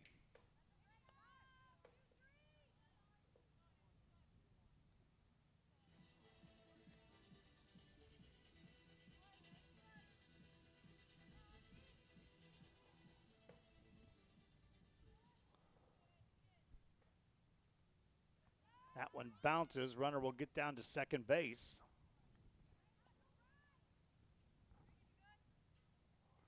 On ball 4, she'll be joined by Kylie Sand. So this inning is starting off for the Monarchs as the bottom of the 4th did for the Tidal Wave, with base runners. Chance here for Hot. Takes a ball away. Runner breaks, steals third. The other one down to second.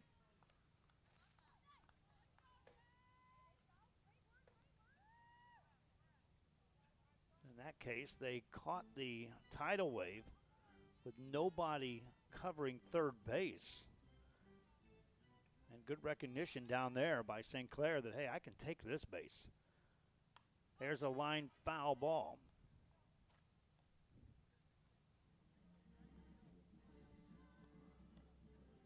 Hot could drive in a couple now.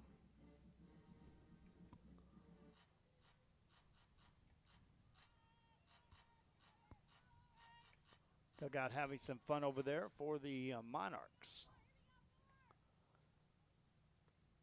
Ball away.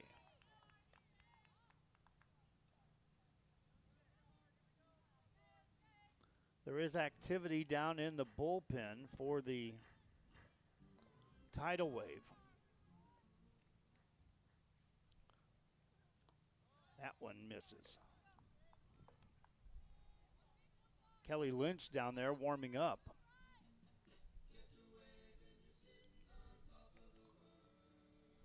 Archer trying to keep it at a 2-2 game. Has to give something here to Hot. Misses. Ball 4 on a walk. Bases loaded now for the Monarchs. Nobody out. And the cleanup hitter, Lily Piper, will step in, and that may be it for Archer. Tidal Wave already. Coach making his way over to talk things over with the home plate umpire.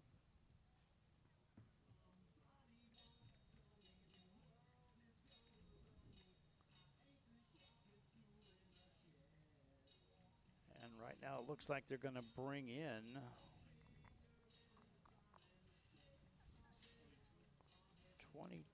Julia Jimenez.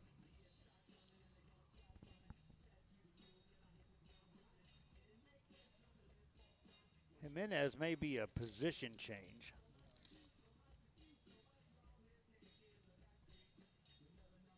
Now we'll wait for the appearance.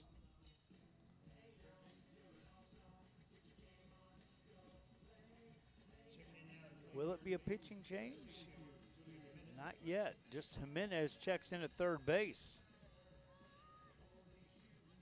Coach looks out and says, Haley Archer, I trusted you as a starter. Now get out of this bases loaded, nobody out jam in a tie game here in the 5th at 2-2. Lily Piper at the plate. She's got a hit today. She's 1 for 2.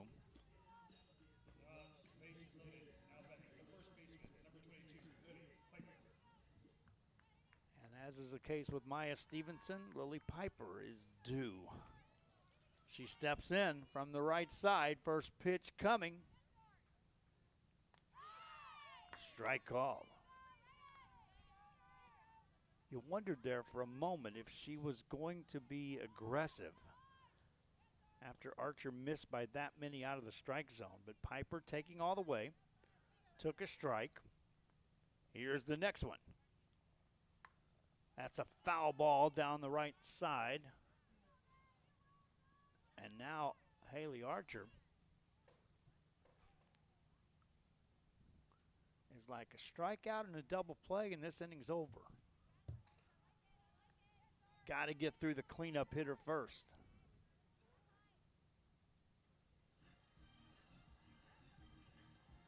Piper has power to all fields. Stands in. Here's the next one. Swinging a shot to second. No way to play there. Over to first. They'll get the out. Run will score.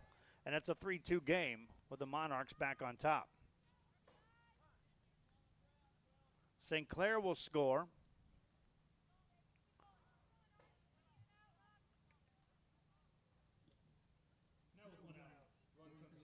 The other runner down to third.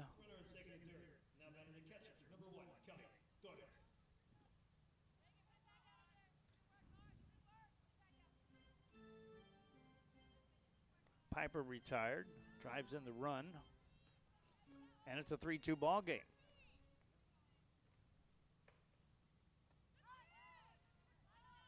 This misses to Kelly Torres. Torres in the game has a single and an RBI. And she bats here in the 5th. Swing and a miss.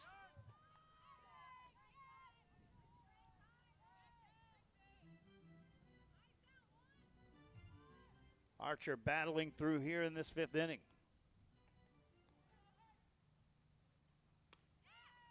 All the way.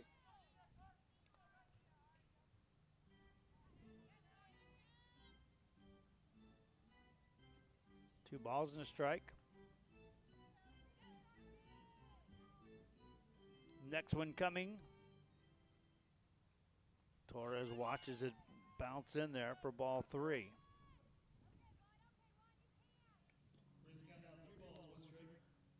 And Kelly Torres could pick out a good one here.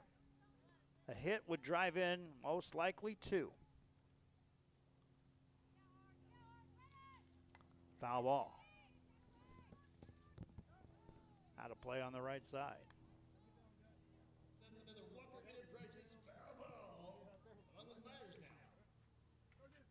Take a look at the wide shot there. You see the clouds kind of peeking in and out here. Talk about weather here in just a minute. Next pitch coming to Kelly Torres. Ball 4 and a walk. Torres will reach. Bases loaded once again for the Monarchs.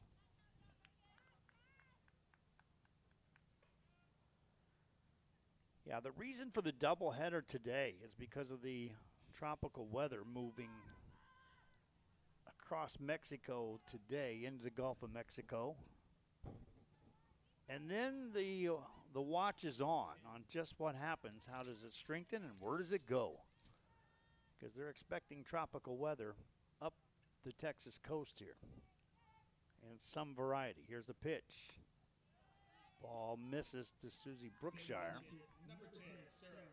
This is Fessler pinch hitting. Sarah Fessler hitting with the bases loaded in the 5th. Swing and a miss.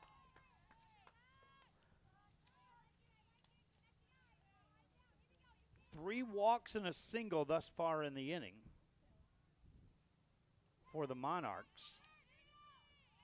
Fessler hits it on the ground to third. Out at third, over to first. Out there, and it's a double play. She had just come in at third base defensively, and Julia Jimenez showed off her arm there.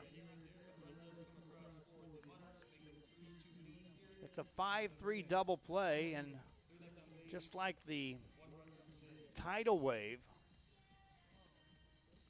in the bottom of the 4th inning, the Monarchs had base runners all over the place and yet pushed one run across.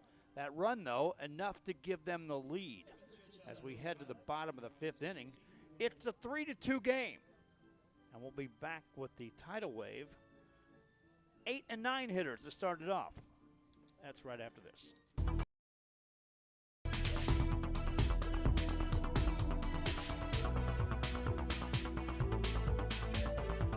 I was fortunate enough to meet Marcelino when he was in elementary school. Now he is a co-worker here. I'm very proud of him.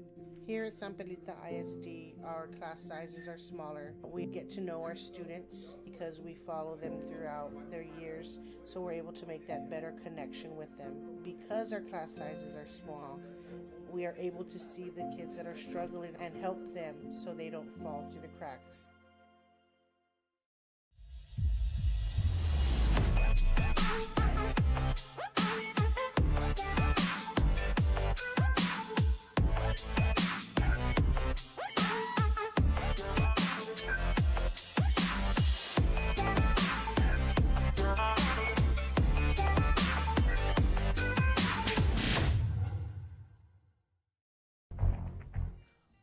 those are channels on the RSL network. I'm Joe Bowling with you here for Real Sports Live, coming to you from Robstown, Texas. Those channels include RSL 1, which you're currently watching here, RSL 2, which has live coverage anytime we're out with the second crew, and all of those school channels, Upper Valley, Lower Valley. We've had channel options up here in the Coastal Bend, still trying to lock in some opportunities there. We had meetings with Alice a week ago. Looks promising on that side. Trying to lock in some things with one of the local television stations here to provide a channel in the Coastal Bend and push things over to the platform for local television. We start the bottom of the fifth inning for the tidal wave. Glenn steps in and takes strike one, and away we go. Wesley back out there to work. Aspen Wesley has given up 2 runs. Both of those came across with limited hits. There's a pop foul ball. And in that case, Kelly Torres had to stare straight up into the sunshine coming back to that screen. She's still looking up there like, yeah, that was bright.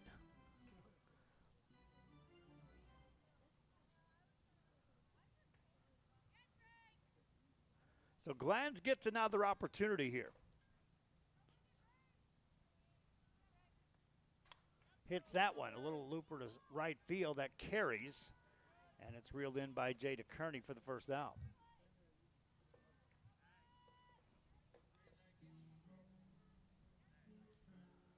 Glantz is 0 for 2, and it brings in Malaysia Ochoa.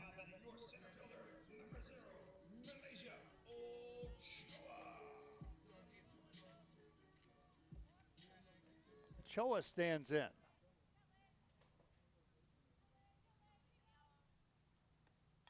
There's a foul ball, strike one.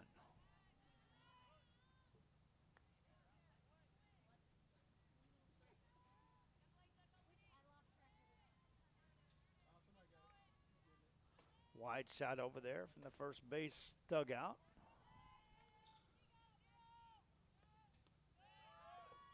There's a ball. Ochoa trying to get on ahead of Tatum Anzaldo, who's on deck.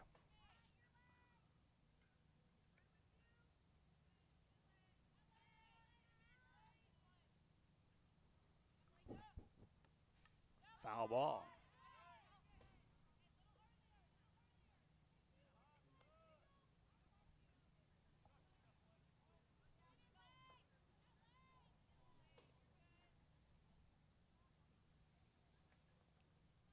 Ochoa waits for the next one. Hits it on the ground to first. Play made for the out. 2 down.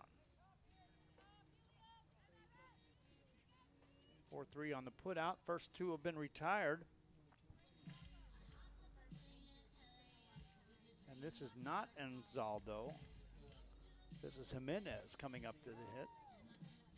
Brings it to the now, number 22, Julia Jimenez.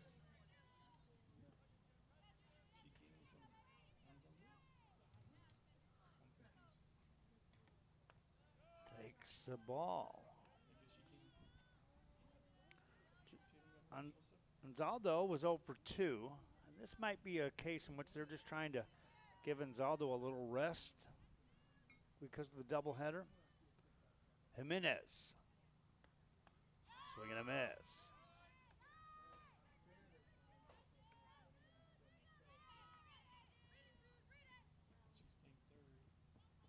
Jimenez came in to play third base.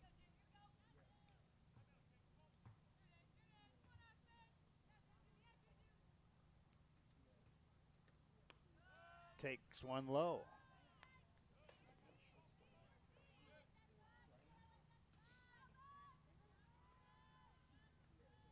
Two balls and a strike on Julia Jimenez. Next one coming. Swing and a miss. Count evens at 2-2.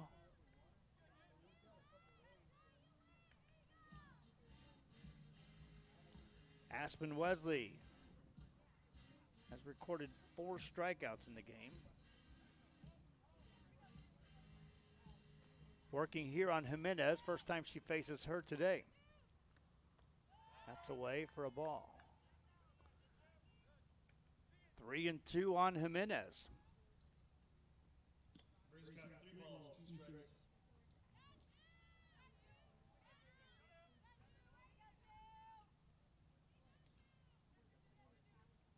Next one coming. Swing and a miss. Got her on strikes. And the inning will come to an end. 5th strikeout of the game by Aspen Wesley. She retires the tidal wave in order here in the 5th. And so we head to the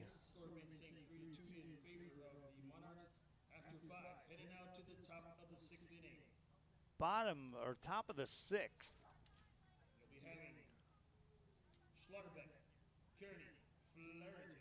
Our score is 3-2. Back after this.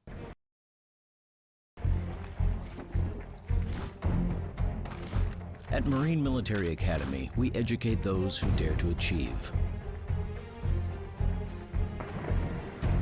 Those eager to control their future before it controls them. Those who can follow a path so they can eventually make their own. Those ready to join in order to stand out. Welcome to MMA, forging tomorrow's leaders.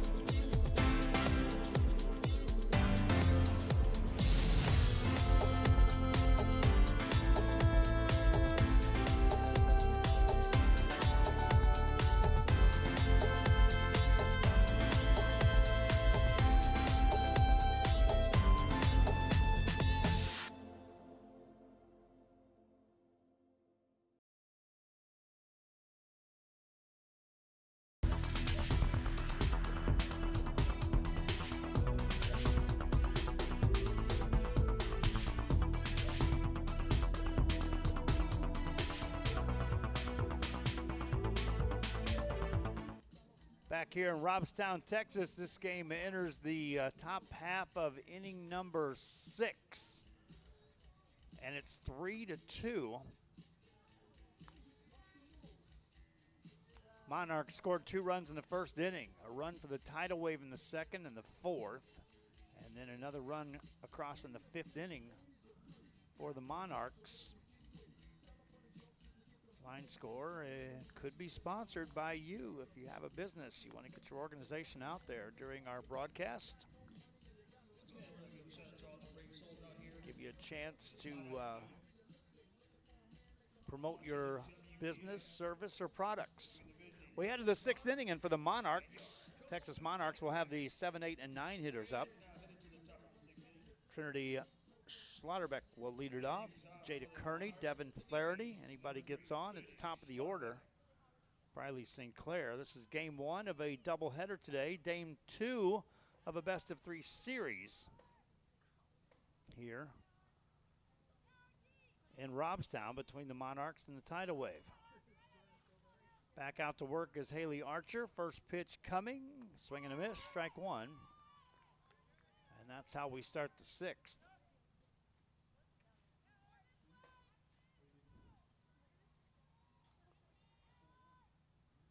On deck, you see Jada Kearney. Ground ball to third. Good play there. Throw across. They'll call it a foul ball.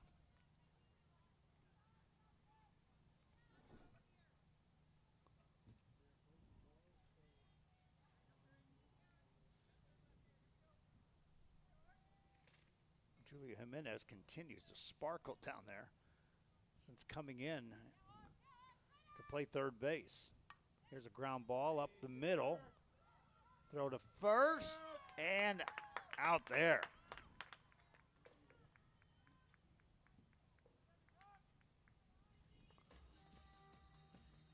Sliderback made a bid going up the middle. Grounds out for the first down. Jada Kearney steps in.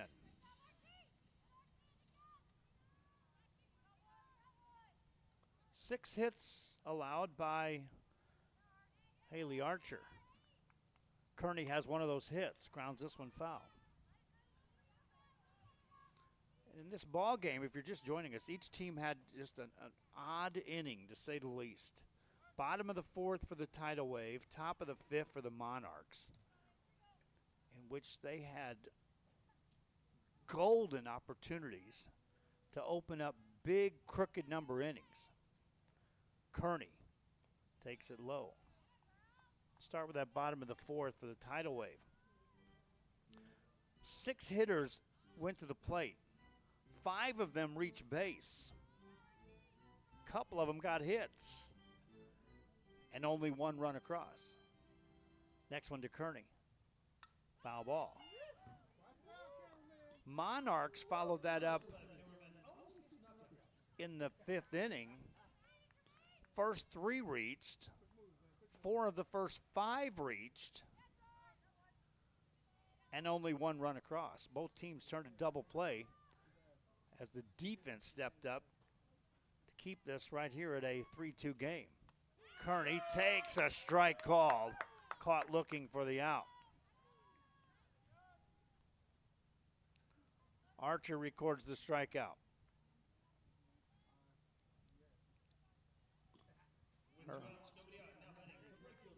Her 4th strikeout of the game.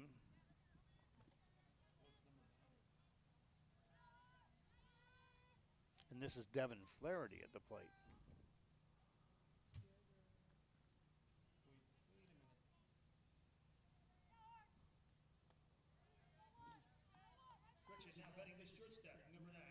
Ball low. Kearney strikes out. Flaherty at the plate. Flaherty's reached base once. He reached on a fielder's choice back in the 2nd inning. Popped out to shortstop.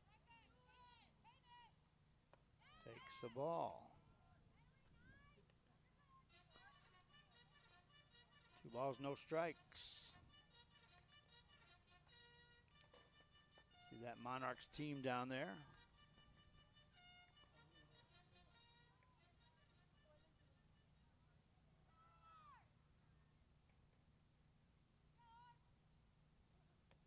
Ball 3. Riley St. Clair on deck. She's like, give me a chance to hit with a runner on base. She's had a hit and scored 2 of the 3 runs. She's hoping that Flaherty can get on base here. 3-0 pitch. Ball 4. Flaherty walks all the way on 4 straight out of the strike zone.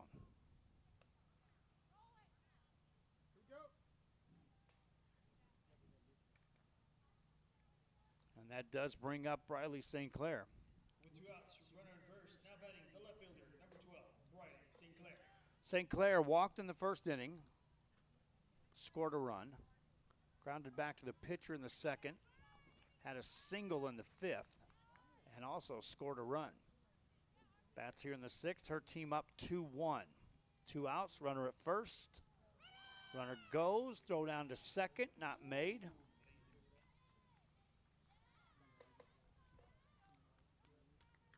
Flaherty stole that easily. She's now in scoring position.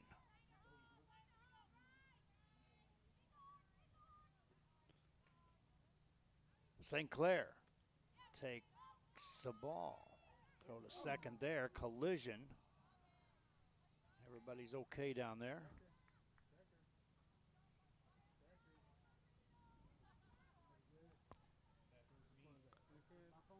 The collision occurred right as both runner and fielder got to the bag. St. Clair ready. takes a ball.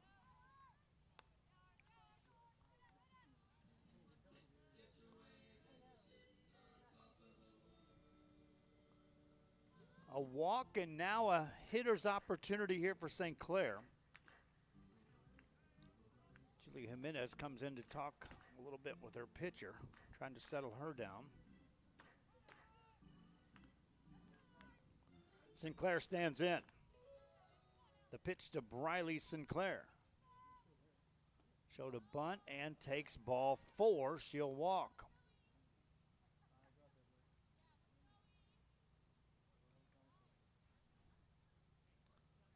Two walks, and now 2 aboard here for the Monarchs. And again, this is the number 2 spot in the lineup. Stepping to the plate, that's Kylie Sand. And this will be a pitching change now for the Tidal Wave. As making an entrance will be Kelly Lynch in relief of Haley Archer. Kelly Lynch will inherit 2 aboard.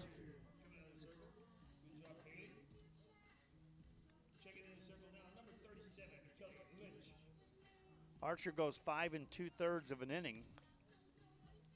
She's responsible for the 2 runners on base. Kelly Lynch will have to solve Kylie Sand,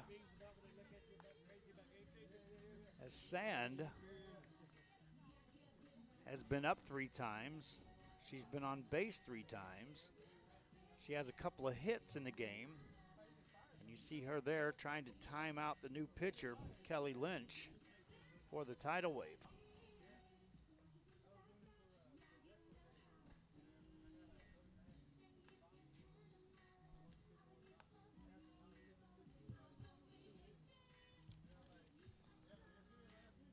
Two walks in the inning. If you go back in the 5th and the 6th combined, there was 5 walks given to these Monarchs. And the story that I was putting together as we took a look at the Monarchs coming in was when they score runs, they do so with some big swings.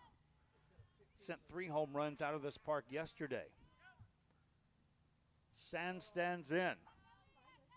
First pitch from Kelly Lynch is up, ball 1.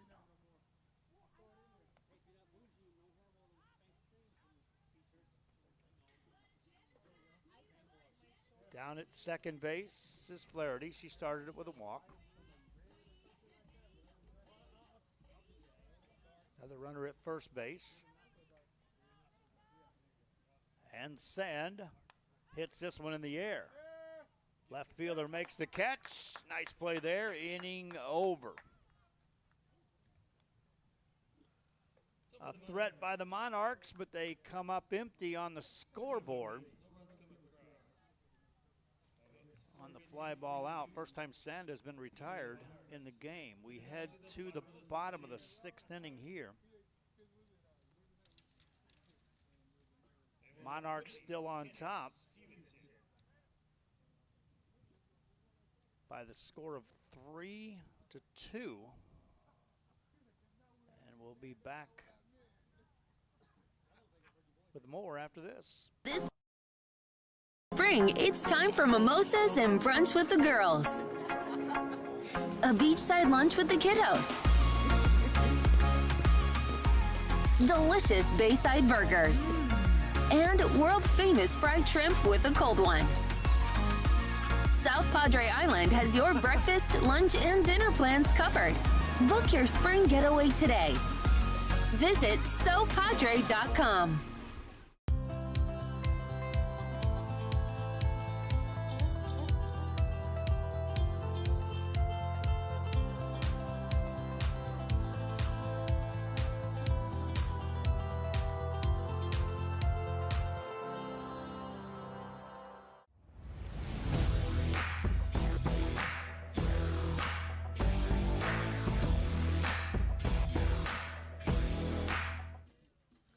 Back here, and we are in Robstown, Texas. Women's professional softball here on a Friday, July 5th. Texas Monarchs lead this game by the score of 3-2. Coastal Bend Tidal Wave will have the right hitters up here in the lineup as the 2, 3, and 4 hitters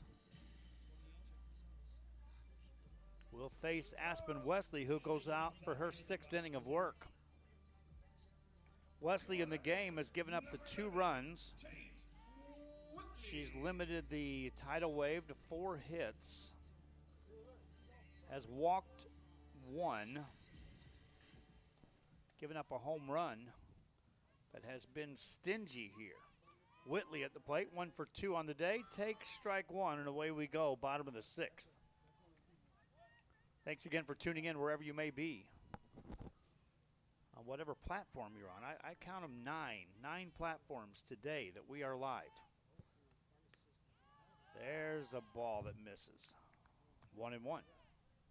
Whitley grounded out to second in the first inning.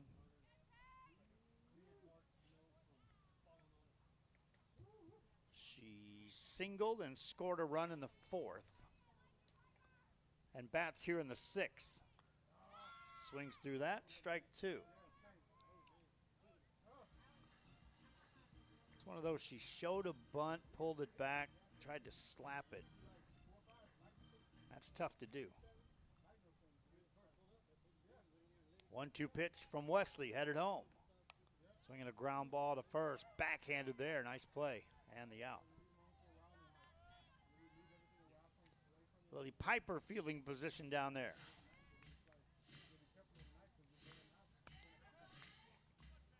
And 1 away will bring up Trinity Cannon. Now batting your first baseman, number 6, Trinity Cannon in the day has struck out, and she's walked. Hits this one a ton, deep left field. Back she goes, down the line, off the wall. That's a fair ball, and it'll be a stand-up double.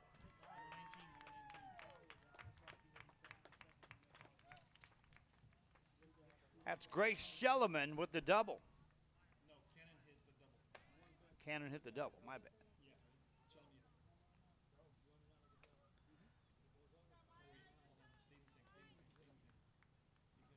Let's take a look at the play.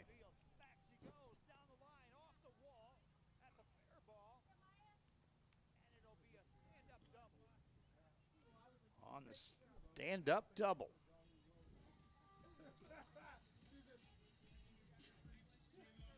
There's the tying run for the Tidal Wave.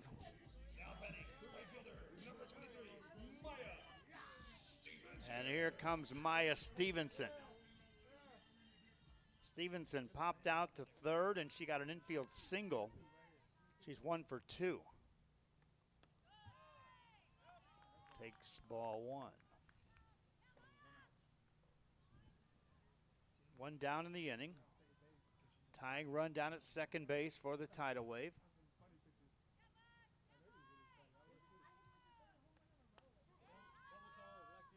Stevenson takes a strike.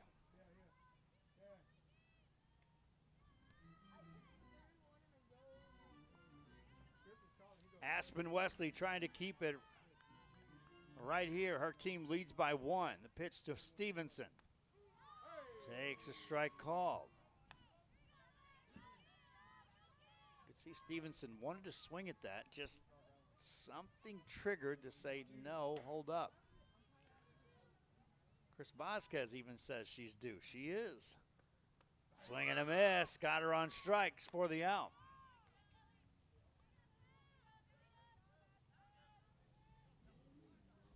Aspen Wesley records her 6th strikeout of the game. Now here comes Kelly Lynch, and here comes all kinds of chess play in the mix. Why? Lynch is 2 for 2. This Tidal Wave team has scored 2 runs. She's driven in both. 1 with a home run, 1 with a single. And there's a base open. Dare say I don't think Kelly Lynch will see anything at all close to something to hit. as she kind of stands there knowing I might just get walked right away. I might see 4 pitches. In a 1-run game in the bottom of the 6th inning, I just don't think she'll see much to hit. She'll stroll to the plate. Kelly Lynch right now is the pitcher of record here in the bottom of the 6th inning. And now she's the hitter with an opportunity. Take strike 1. Well, that takes care of that strategy. She will see strikes, and the first one is in there. That's confidence in Aspen Wesley. Next one coming to Kelly Lynch. Low ball 1. 1-1.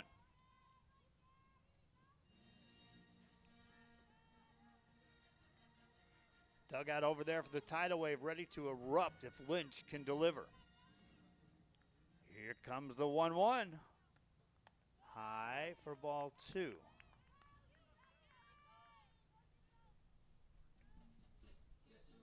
Lynch, a home run and a single. 2 runs scored. Check that, 1 run scored and 2 RBIs. Swinging a line drive, that's in the gap. Right center, plugs the gap. Run scores, we're tied. It's 2-2 on a Kelly Lynch single.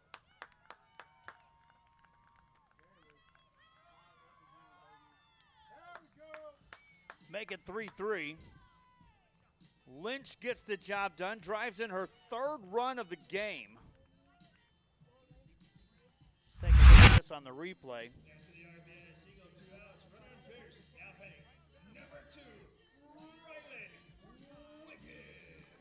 And Lynch sends it across and delivers here.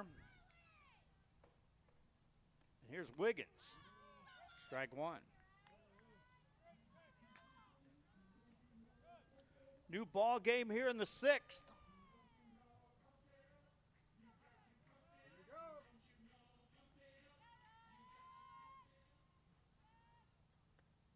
Lynch takes the ball.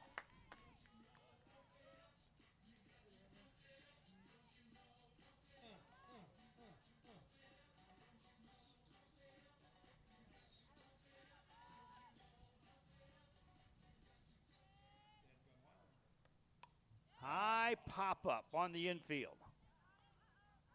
This will end the inning. But for the tidal wave, here in the 6th, they'll score a run. They'll do so on a RBI single off the bat of Kelly Lynch. 2 hits in the inning. And we head to the 7th. And it'll be the top of the order coming up for, we'll check that, the middle of the order coming up for the Monarchs. Nothing decided here. We're 3-3 through 6. Back after this.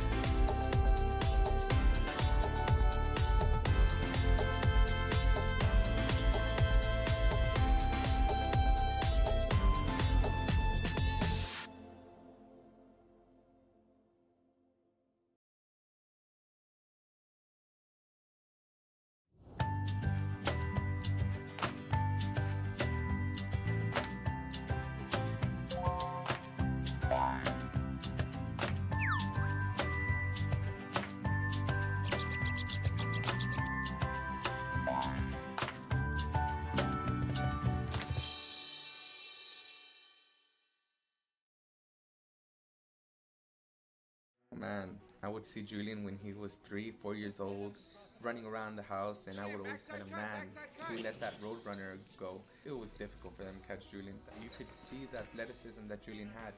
There was just something in Julian that you could tell that. That's just who Julian is. Julian's a fighter. Marcel has known Julian since he was little. That's one of the pluses here at our school. You go to big schools where kids might just be a number. Here in San Perlita, kids have a name. Welcome back here. You see the line score and nothing decided as we head to the 7th inning.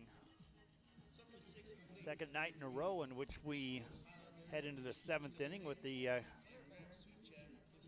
decision still not made as to who's going to win this game. We're tied at 3 apiece. And Emily Hott will lead it off for the Monarchs. Hott, Piper, Torres. Ball 1. Lynch back out to pitch. She came in relief last inning. Wiggins is at short now. Rylan Wiggins over at shortstop as Jimenez plays at third defensively. That's ball 2. If you're Kelly Lynch, the last thing you want to do is put base runners on here via the walk in a tie game, top 7. Hott has been on base twice already this game. Takes ball 3. 3 in a row, way out of the strike zone to start the 7th. Hott was hit by a pitch in the 3rd. She walked in the 5th. Still looking for her first hit of the game.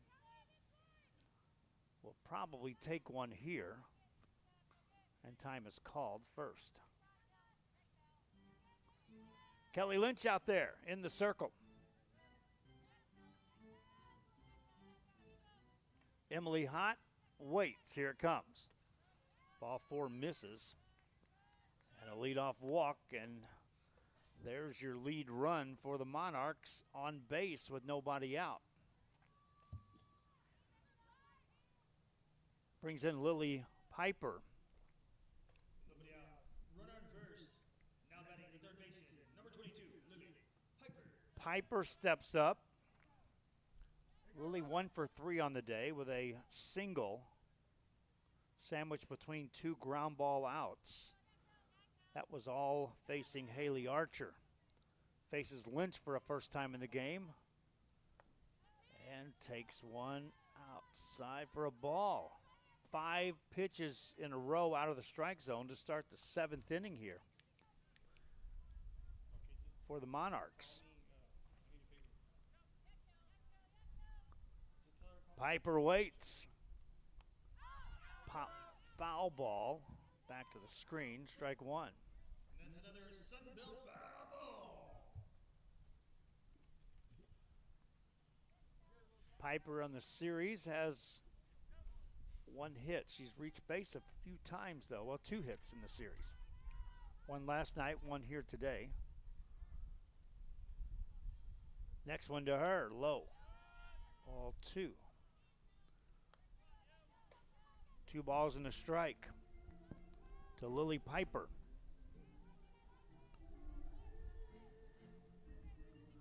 Big, strong right-handed hitter standing in for the Texas Monarchs. Next one. Swing and a foul ball. She had a pitch up and just missed it. That's another Myers now foul. And she knows it. You see that frustration as she stepped out of the batter's box there. That was my pitch. On deck is Kelly Torres. Piper back in, and here comes the 2-2. Outside, just missed for ball 3. And now a full count on Lily Piper.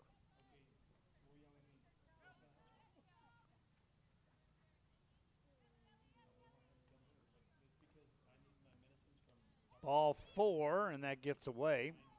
Runner makes a turn. She'll head to third and safe there.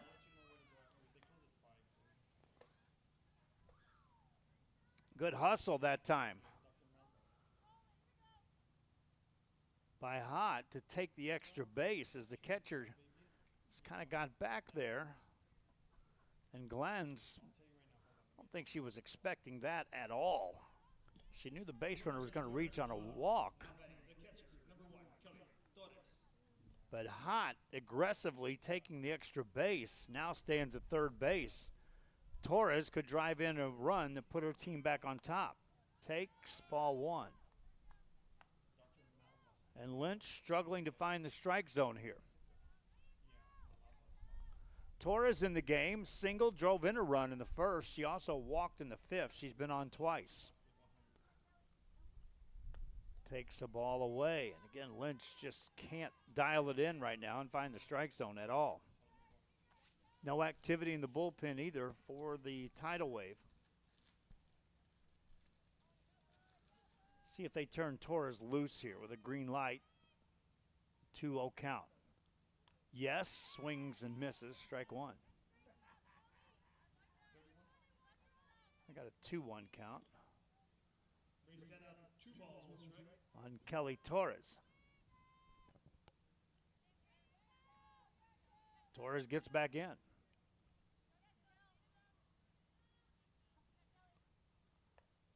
Takes ball three. Already 2 walks to start the inning. And now a 3-1 count on Kelly Torres. And if she's green light here, look out. Lynch springs it right down central, strike two. That was a take all the way by Kelly Torres. Now she'll dig in with a full count. Lynch is going to have to bring another one right in there. Spins it. Fly ball deep, deep right field. Back off the wall. That'll be a double. 1-run score. Second run coming across. She is safe. And now the other runner will hold up at third. Big hit time for Kelly Torres.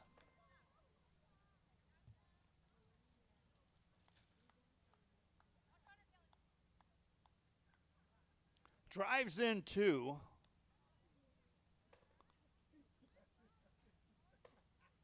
And the Monarchs go up 5-3.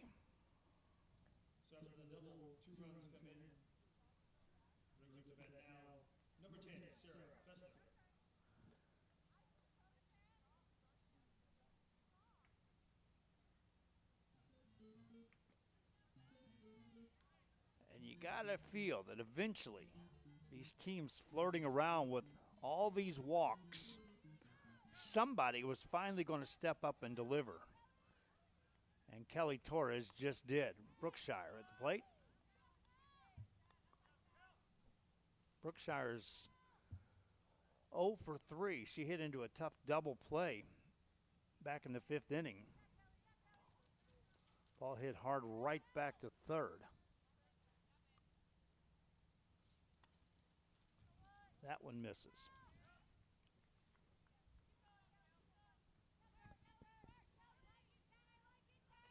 And Lynch hit that ball about as far as you can without leaving this park, the opposite field. That's in there for a strike. Runner breaks, throw at the plate, and she is out there.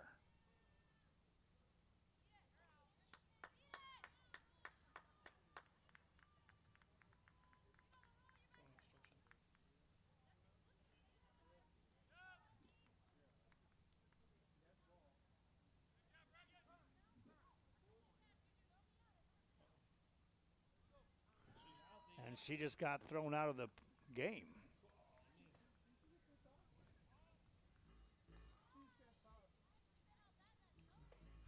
Look on the replay.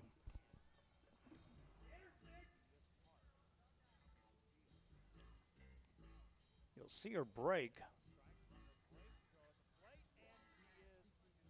And instantly she was complaining to the home plate umpire.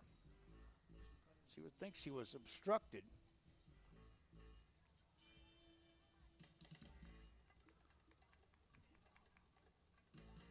So she gets thrown out of the game.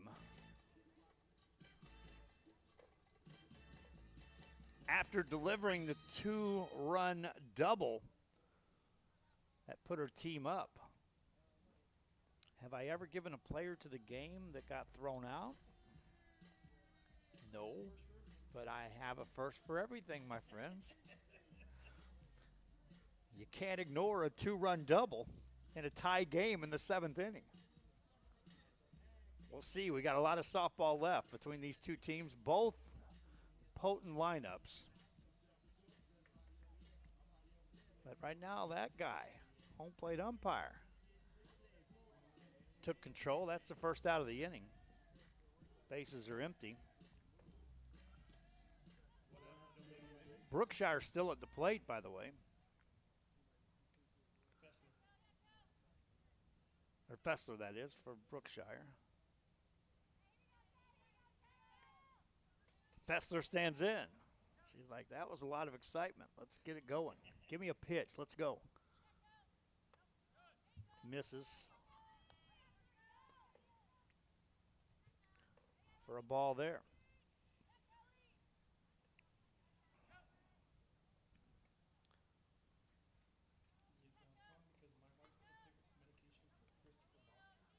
That ball misses. It's a 3-1 count.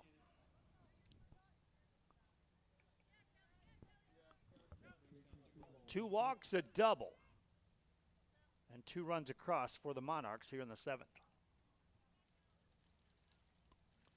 Fessler swings and misses. Strike 2.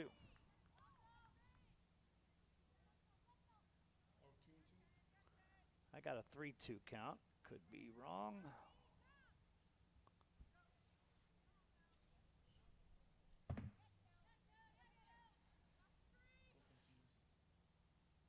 Next one. Swing and a miss. Struck her out. 2 outs in the inning.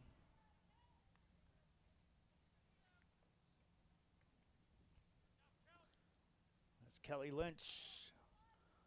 After walking the first 2, gave up that double. And now 2 down as she has a bases empty situation. And Trinity Slaughterbeck at the plate. Ball 1.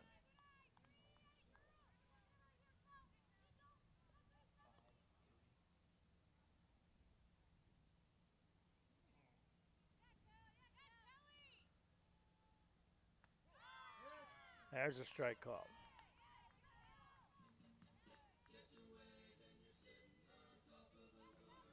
Of the 5 runs scored by the Monarchs, 3 of them reached base by a walk. Swing and a miss.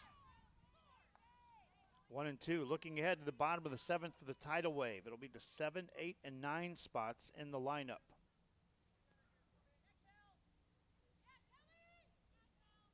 Slaughterbeck is ready. Waits, and here it comes. Swing and a miss. Struck her out, and the inning comes to an end. But a big inning for this Monarch team. 2 runs. They do so on 1 hit. A big double by Kelly Torres. And we head to the bottom of the 7th inning. Your score, Texas Monarchs 5. Coastal Bend Tidal Wave 3.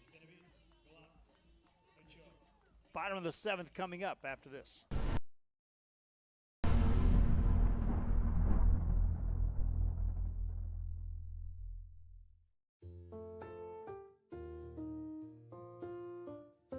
Mott's Building Materials knows that some paint jobs are more important than others. That's why we pride ourselves on our customer color matching and wide selection of colors and options. Because even though some paint jobs are more important than others, Mott's Building Materials knows that each one is a work of art. Mott's Building Materials.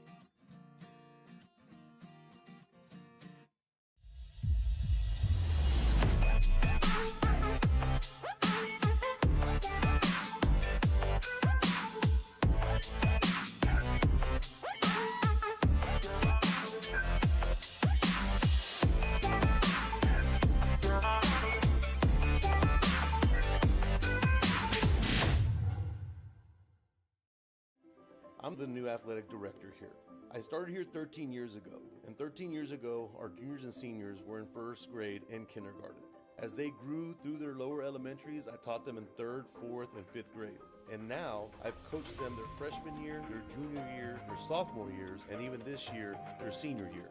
That's one of the pluses here at our school. We're such a close-knit family type of community. You go to big schools where kids might just be a number. Here in San Perlita, kids have a name. New pitcher in the game for the 7th inning, bottom side of inning number 7, as Alexa DeFeo will check in for the Monarchs. Aspen Wesley went 6 innings, allowing the 3 runs. She gave up 6 hits, walked 1, and struck out 6. And DeFeo will try to shut this down. Her team up 5-3. She'll be facing the bottom 3 in the lineup for the tidal wave, and the first hitter will be a pinch hitter. For your tidal wave, number 7, Cassie Valdez will hit.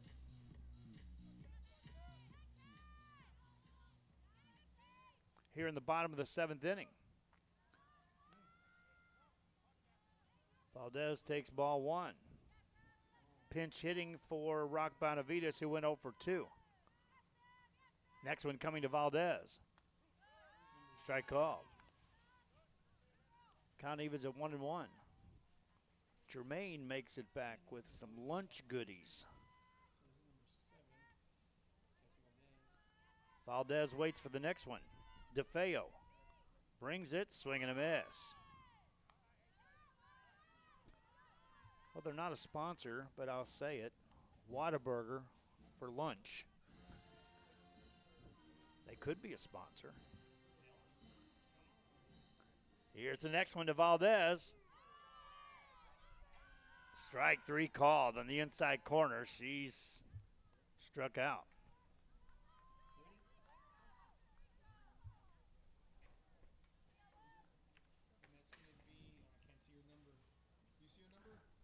I missed it.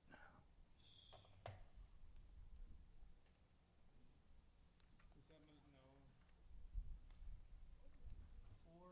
44.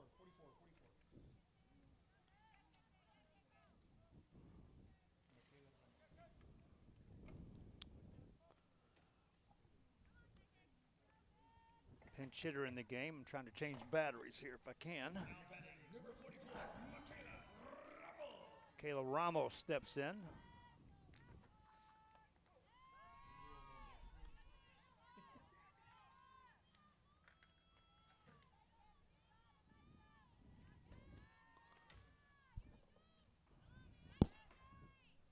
One down here in the 7th.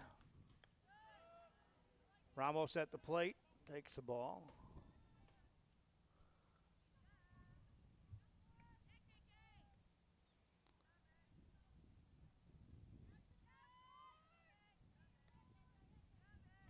Next one coming. That bounces in there.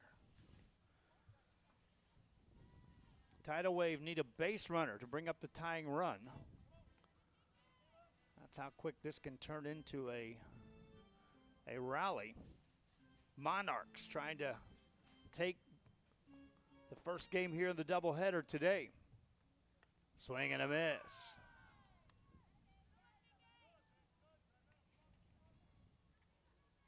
Ramos in last night's game had a hit and 3 trips to the plate. She was 1 for 3.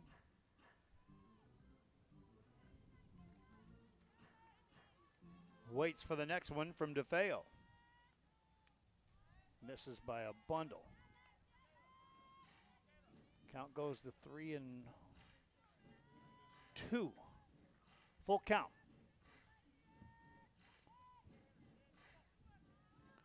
Tidal Wave need a base runner to have a chance.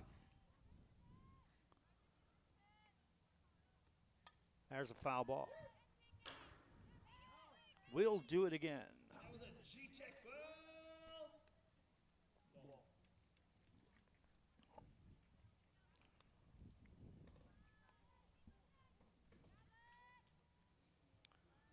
One down here in the 7th inning. bottom of the 7th here for the Tidal Wave. Michaela Ramos waits. DeFeo delivers. Swinging a shot. That's a base hit into right field. A one-out single. And there is your base runner. And it does some other things for the Tidal Wave as well. Yes, it brings up the tying run to the plate.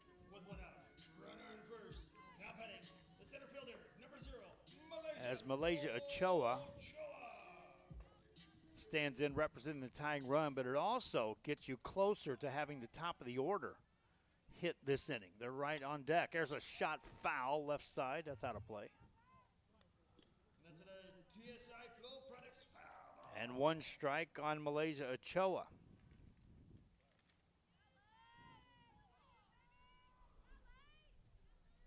Ramos got aboard. Ochoa at the plate. Swinging another foul ball. 2 quick strikes as DeFeo comes right after her.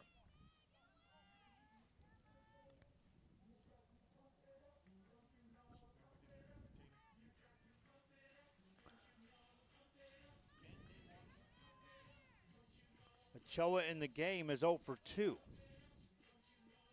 That was against Aspen Wesley. Takes this one inside for a ball.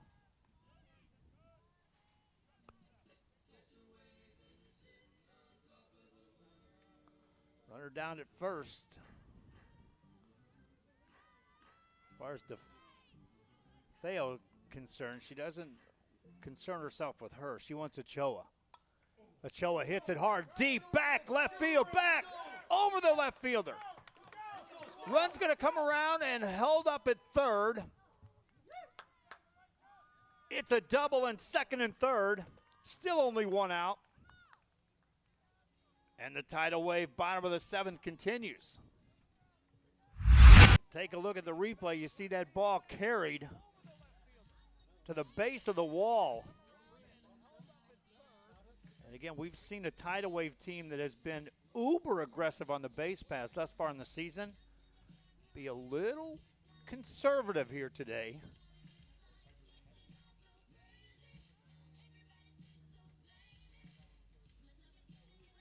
And now we'll see if we see who comes in to hit, because this was, to start the game, Tatum Anzaldo.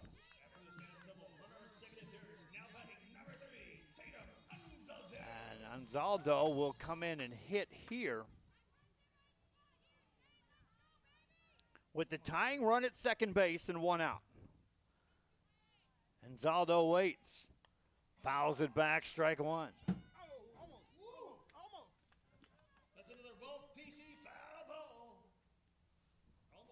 Still a 5-3 game. Tying run down at second base.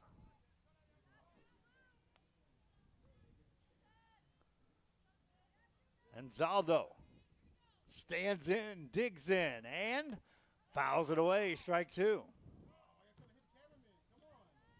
DeFeo came up and in on that pitch.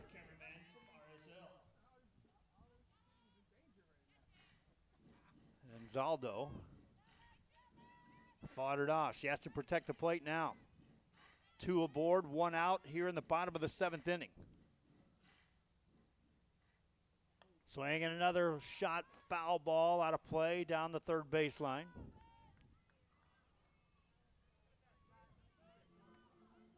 Runner down at third. That's not the big run. It's that runner down at second base you see in your screen there. That's the tying run for the Tidal Wave. Anzaldo waits, swings, fouls another one away.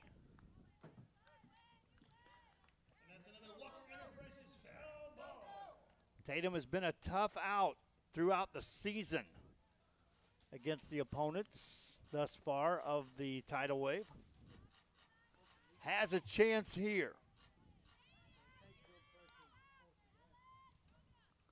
Swinging a shot, deep center field, over the center fielder's head.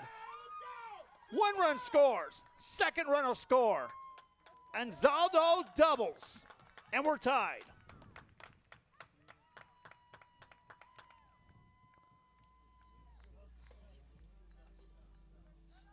A ringing double by Tatum and Zaldo. She limped into second base, which may be why they replaced her earlier today. Because Anzaldo, throughout the season, coming into this game, showed plenty of speed that she would have been standing on third base on a ball hit like that. She muscled her way down. You can see her limping off here. She muscled her way down to second base and now represents what could be the winning run for the Tidal Wave.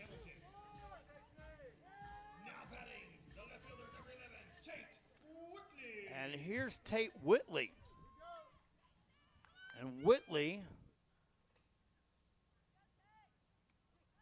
takes a ball, and that gets away. Runner moves down to third. And now lots of options for the Tidal Wave. Whitley was the hero of the game last night, was our player of the game.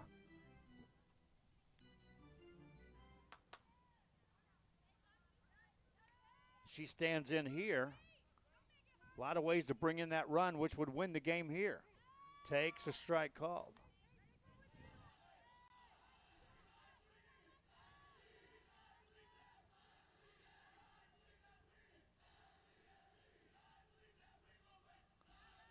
Next one coming to Whitley.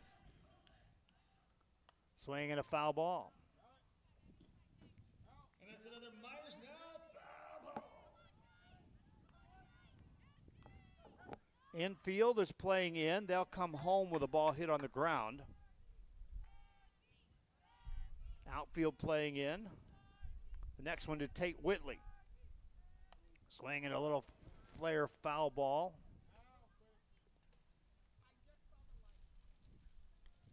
Anzaldo got the big hit, a double that drove in two. And now Tate Whitley with a chance. Here in the bottom of the seventh. Next one. Just away for a ball. DeFeo wanted that one. Whitley with another chance.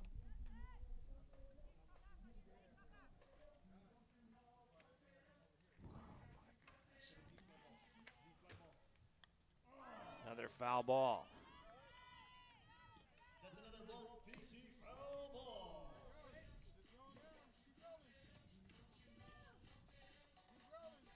Wilson, the official ball of the WPF.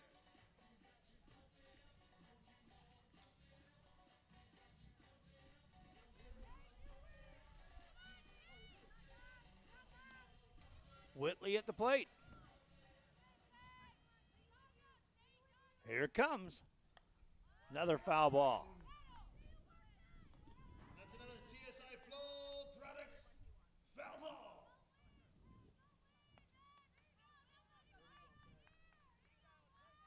Tate Whitley battling. Anzaldo did the same thing. She fouled off several pitches before she got that double. Whitley with a chance. Here it comes. Just misses again.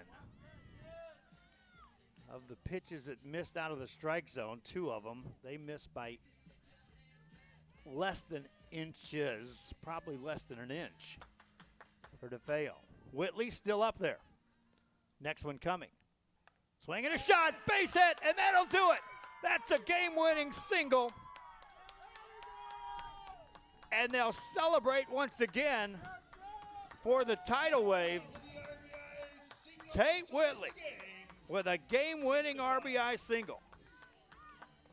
And the Tidal Wave win it by the score of 6-5. Welcome to our post-game show brought to you by Mott's Building Material, the City of South Padre Island, and Luke Fruia Motors. A 3-run seventh inning for the Tidal Wave. And your stars in that seventh inning doubles by Malaysia Ochoa. A double by Tatum and Zaldo that drove in 2 runs.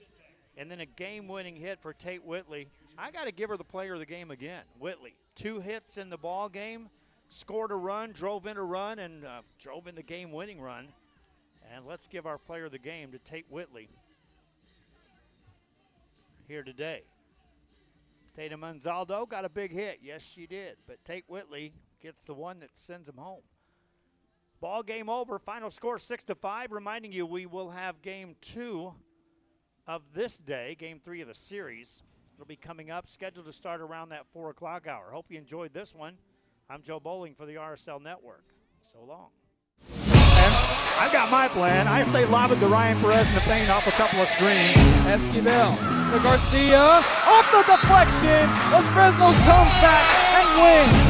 Now Santa Maria will put up a 3. Bang! Santa Maria! There's Warner. Here comes a headed jam.